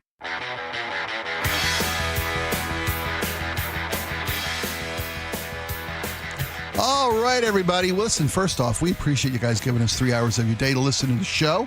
We appreciate your feedback into the things that we choose to bring to the audience every day. 888-973 is the text line. We also have the YouTube channel. We are live every day on YouTube. Go to mynorthwest.com. You can click on the KIRO Newsradio YouTube page. Go to the Jake and Spike Show YouTube page. And there's a live interactive chat there. We appreciate you guys have built a little community. You've met each other. You've fallen in love. You started fights. You've made up. You've made friends again. And you give your input to the show, and we appreciate it. Laura, why don't you start us off with our first text response update? Yeah. On a heat wave week, Dave says, how about we just call it summer? That's what it is. It gets hot. Dave is wise beyond his years. Yeah. From the 360, my sister and I would have a camp out on the back patio when it was hot in the house, adapt, improvise, and overcome. Not to mention it was fun, and we look forward to it. Yeah, that might be the fastest, easiest solution to your kids' room being too hot to sleep in. Joan in Renton says, we spent about $10K putting in air conditioning 2 years ago. Best investment we ever made, given how hot these last couple summers have been getting. When I moved here 36 years ago, no one had AC in the Northwest. My parents, when they bought here 30 years ago, thought that their realtor was ripping them off. They're like, why are you only showing us houses that don't have AC? Like, show us a nice house. Right, and now the vast majority of homes in the Northwest have air conditioning. Go ahead, Mikey Greg. in the 206, Yep, here it does is. Greg have AC in his bedroom? Take his away and see how it feels. This is in reference to me saying that it builds character for my 2 sons to only have a window fan during the heat wave. I think I'll get him the window unit and haul it upstairs. Well, again, this is only going to be hot for a couple days this week, but it could get in the 90s. Again, I try the same out as a camp out. Yeah, camp Put the out tent up is in the a yard. great option. Carrie in Bonnie Lake says, put those boys to bed with wet heads and they'll sleep great as long as the air is moving. One fan in a window, one the doorway to make a little wind tunnel. Oh, nice. Yeah.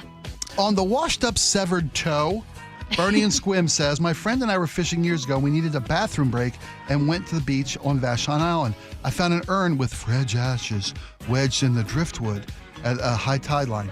Not sure Fred's last wishes were misunderstood. You know, I saw a video of a guy that was diving and found a small metal heart. And I wonder what this is, because it was, nothing inside but seawater.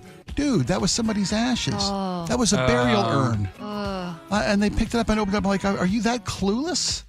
Leave it. Anyway. Bonnie writes, my guess is it's an amputee with a good sense of humor, sitting back quite pleased with how the story is unfolding.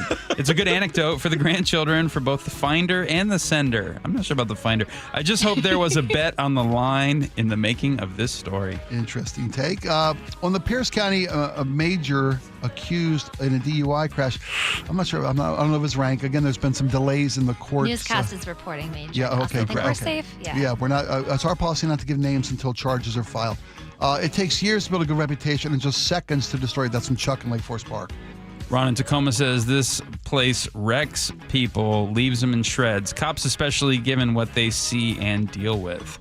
True that. Brendan, Grays County Harbor, says, I've heard before that by the time someone gets a DUI or gets in an accident, they've driven drunk on average 200 times. Oh, whoa. You heard that? That's crazy. If true. I got to tell you, from personal experience over my life, and with myself and with friends, people who have driven when they shouldn't have driven. Nobody gets a DUI in the first time they got behind the wheel when they shouldn't have been behind the wheel. That's so spot on, Brenda. Russ in Bothell says, odds are incredibly high. This was not the first time driving under the influence, just the first time it went sideways. We can all have empathy for what this person has now thrown away in their life. But that does not excuse the act. One and done. They do not deserve to contribute to the protect and serve environment. And on robot tattoos designed by AI, the 206 says machine tattoos sound the same as an embroidery machine, totally accurate. And a horrible mental image. I can't hear that and not think of an embroidery machine on your skin. 206 from Shoreline says, I got my first tattoo in 1972 when I was 17 at the only tattoo parlor in Seattle at the time. The artist was Danny Danzel, and his young protege, Vivan Lazonga, I hope I'm saying that right, assisted. Vivan, aka Madame Lazonga, has a fine studio by the public market to this day. It would not be the same if it was just a machine-generated stamp. I love my tattoos and the fantastic experiences I had with each work of art. This came from a story we had in the Wall Street Journal about a evolution of the tattoo industry involving AI and robotics. And nowadays they're using AI and computers to generate stencils for artists to actually put on people then to do the actual art, the tattooing. But there's a robot design being implemented in a high-end, top-shelf tattoo parlor in New York City that's using robots and robotics to tattoo humans. I think there's probably a place for both of these. And we had Joe on, who's like almost covered head to toe with ink. There's a relationship between a tattoo artist and their client, and you shop around and you find the best artists. But there are the nuts and bolts, easy tattoos that could be done through computer. That tattoo artists complain about, like the flash tats, the infinity loop, the stuff that is so easy for them and is also probably more expensive than it needs to be for people who want just a little something on the wrist. Right. And those can be handled by AI. Those can be handled by robotics. Easy breezy. You want a burger? Drive through a drive-through. You want a real meal? Go see a restaurant. Very, very good analogy there, I think. On the topic of the Live Aid concert, 40 years after the fact, Lance in Manchester writes, I was in the Army stationed in South Korea all of 1985. My dad taped it on a VCR and he mailed it to me. That's while he was in the service. That is so loving. Wonderfully done. I got the 4 DVD box set at home, which I don't think I don't even own a DVD player anymore. But Go I to remember, Goodwill. Yeah, well, there you go. Pick one up. 10 hours, $3. 4 DVDs. I go pick up a DVD player and play my. You know, it was funny. I said I watched the CNN special last night. There's a 4-part CNN special about Live Aid and its impact on fundraising and charities and all that. And it was wonderful. My kid was watching Live Aid with me last night because after I watched the CNN. I decided I didn't even go get my DVDs because I don't have a DVD player. I got my YouTube on and I watched Queen's set from Live Aid. I watched Bowie's set from Live Aid. Amazing. I watched U2's set from Live Aid. Anyways, it was fabulous. And by the way, before we get off this, because we didn't mention it and I want to, Springsteen didn't play Live Aid, but I learned last week Bruce Springsteen had played Wembley Stadium 3 days prior to Live Aid and had left his entire stage set there and sound system there.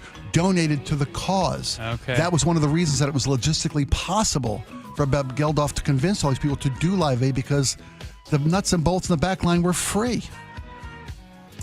Last one here on Trump wanting to take away Rosie O'Donnell's citizenship. Andy in Newcastle says threatening Rosie's citizenship is yet another example of how thin the president's skin is, and not to mention an abuse of power.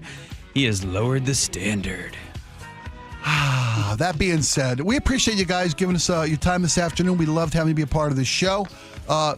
Greg, thank you so much for all your fill-in work. It's been a nice, quick run with you. It feels like it just started. It's been 6 whole days together, and I love working with you. It's been a privilege. Thank you, Spike, Laura, everybody here. Jake will be back tomorrow. Laura, thank you for all your help today. Thanks for being back from vacation. Thanks for not being too banged up on your e-bike and your bruising, which is just horrific. I hope it doesn't hurt as bad as it looks.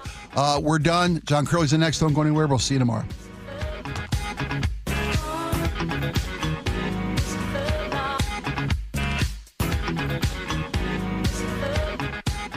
You listen to Charlie and Manda on Seattle's Morning News every morning. What do they listen to every afternoon? I listen to John all the time when I'm driving home, driving my kids around. I also listen to the John Curley Show, and even by the end of the day, I still like to keep my brain active, and he's very good at doing that. John, first of all, is hilarious. I never know where this dude is coming from. The perfect bookends to your daily commute with KIRO News Radio on 97.3 FM and the KIRO News Radio app.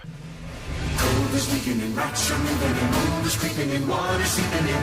It's hard to be a homeowner, we know. Without American Crawl Space and Pest Services, it is hard to be a homeowner. Dave Ross here. American Crawl are the heroes to call for insulation and pest issues because in addition to their great reviews and decades of experience, they also give out the most PSE insulation rebates of any insulation company in the state. American Crawl, the heroes you call. Get your free inspection at AmericanCrawl.com. Are you trying to buy a new home, or are you a local real estate agent seeking financing for a client? We're all tired of dealing with banks, credit unions, and endless guidelines. Wouldn't it be nice to go back in time when we had common sense lending? Hi, I'm Scott Riereka, CEO of Legacy Group Capital based in Bellevue. We are one of the largest local private portfolio lenders in Washington. We've helped thousands of home buyers and real estate investors reach their financial goals by leveraging the Legacy Common Sense borrowing platform. What that means is we lend our own money, we make our own decisions. If your deal makes sense, we'll get it done. Whether you're purchasing a new piece of real estate or refinancing an existing loan, bridge loans, construction,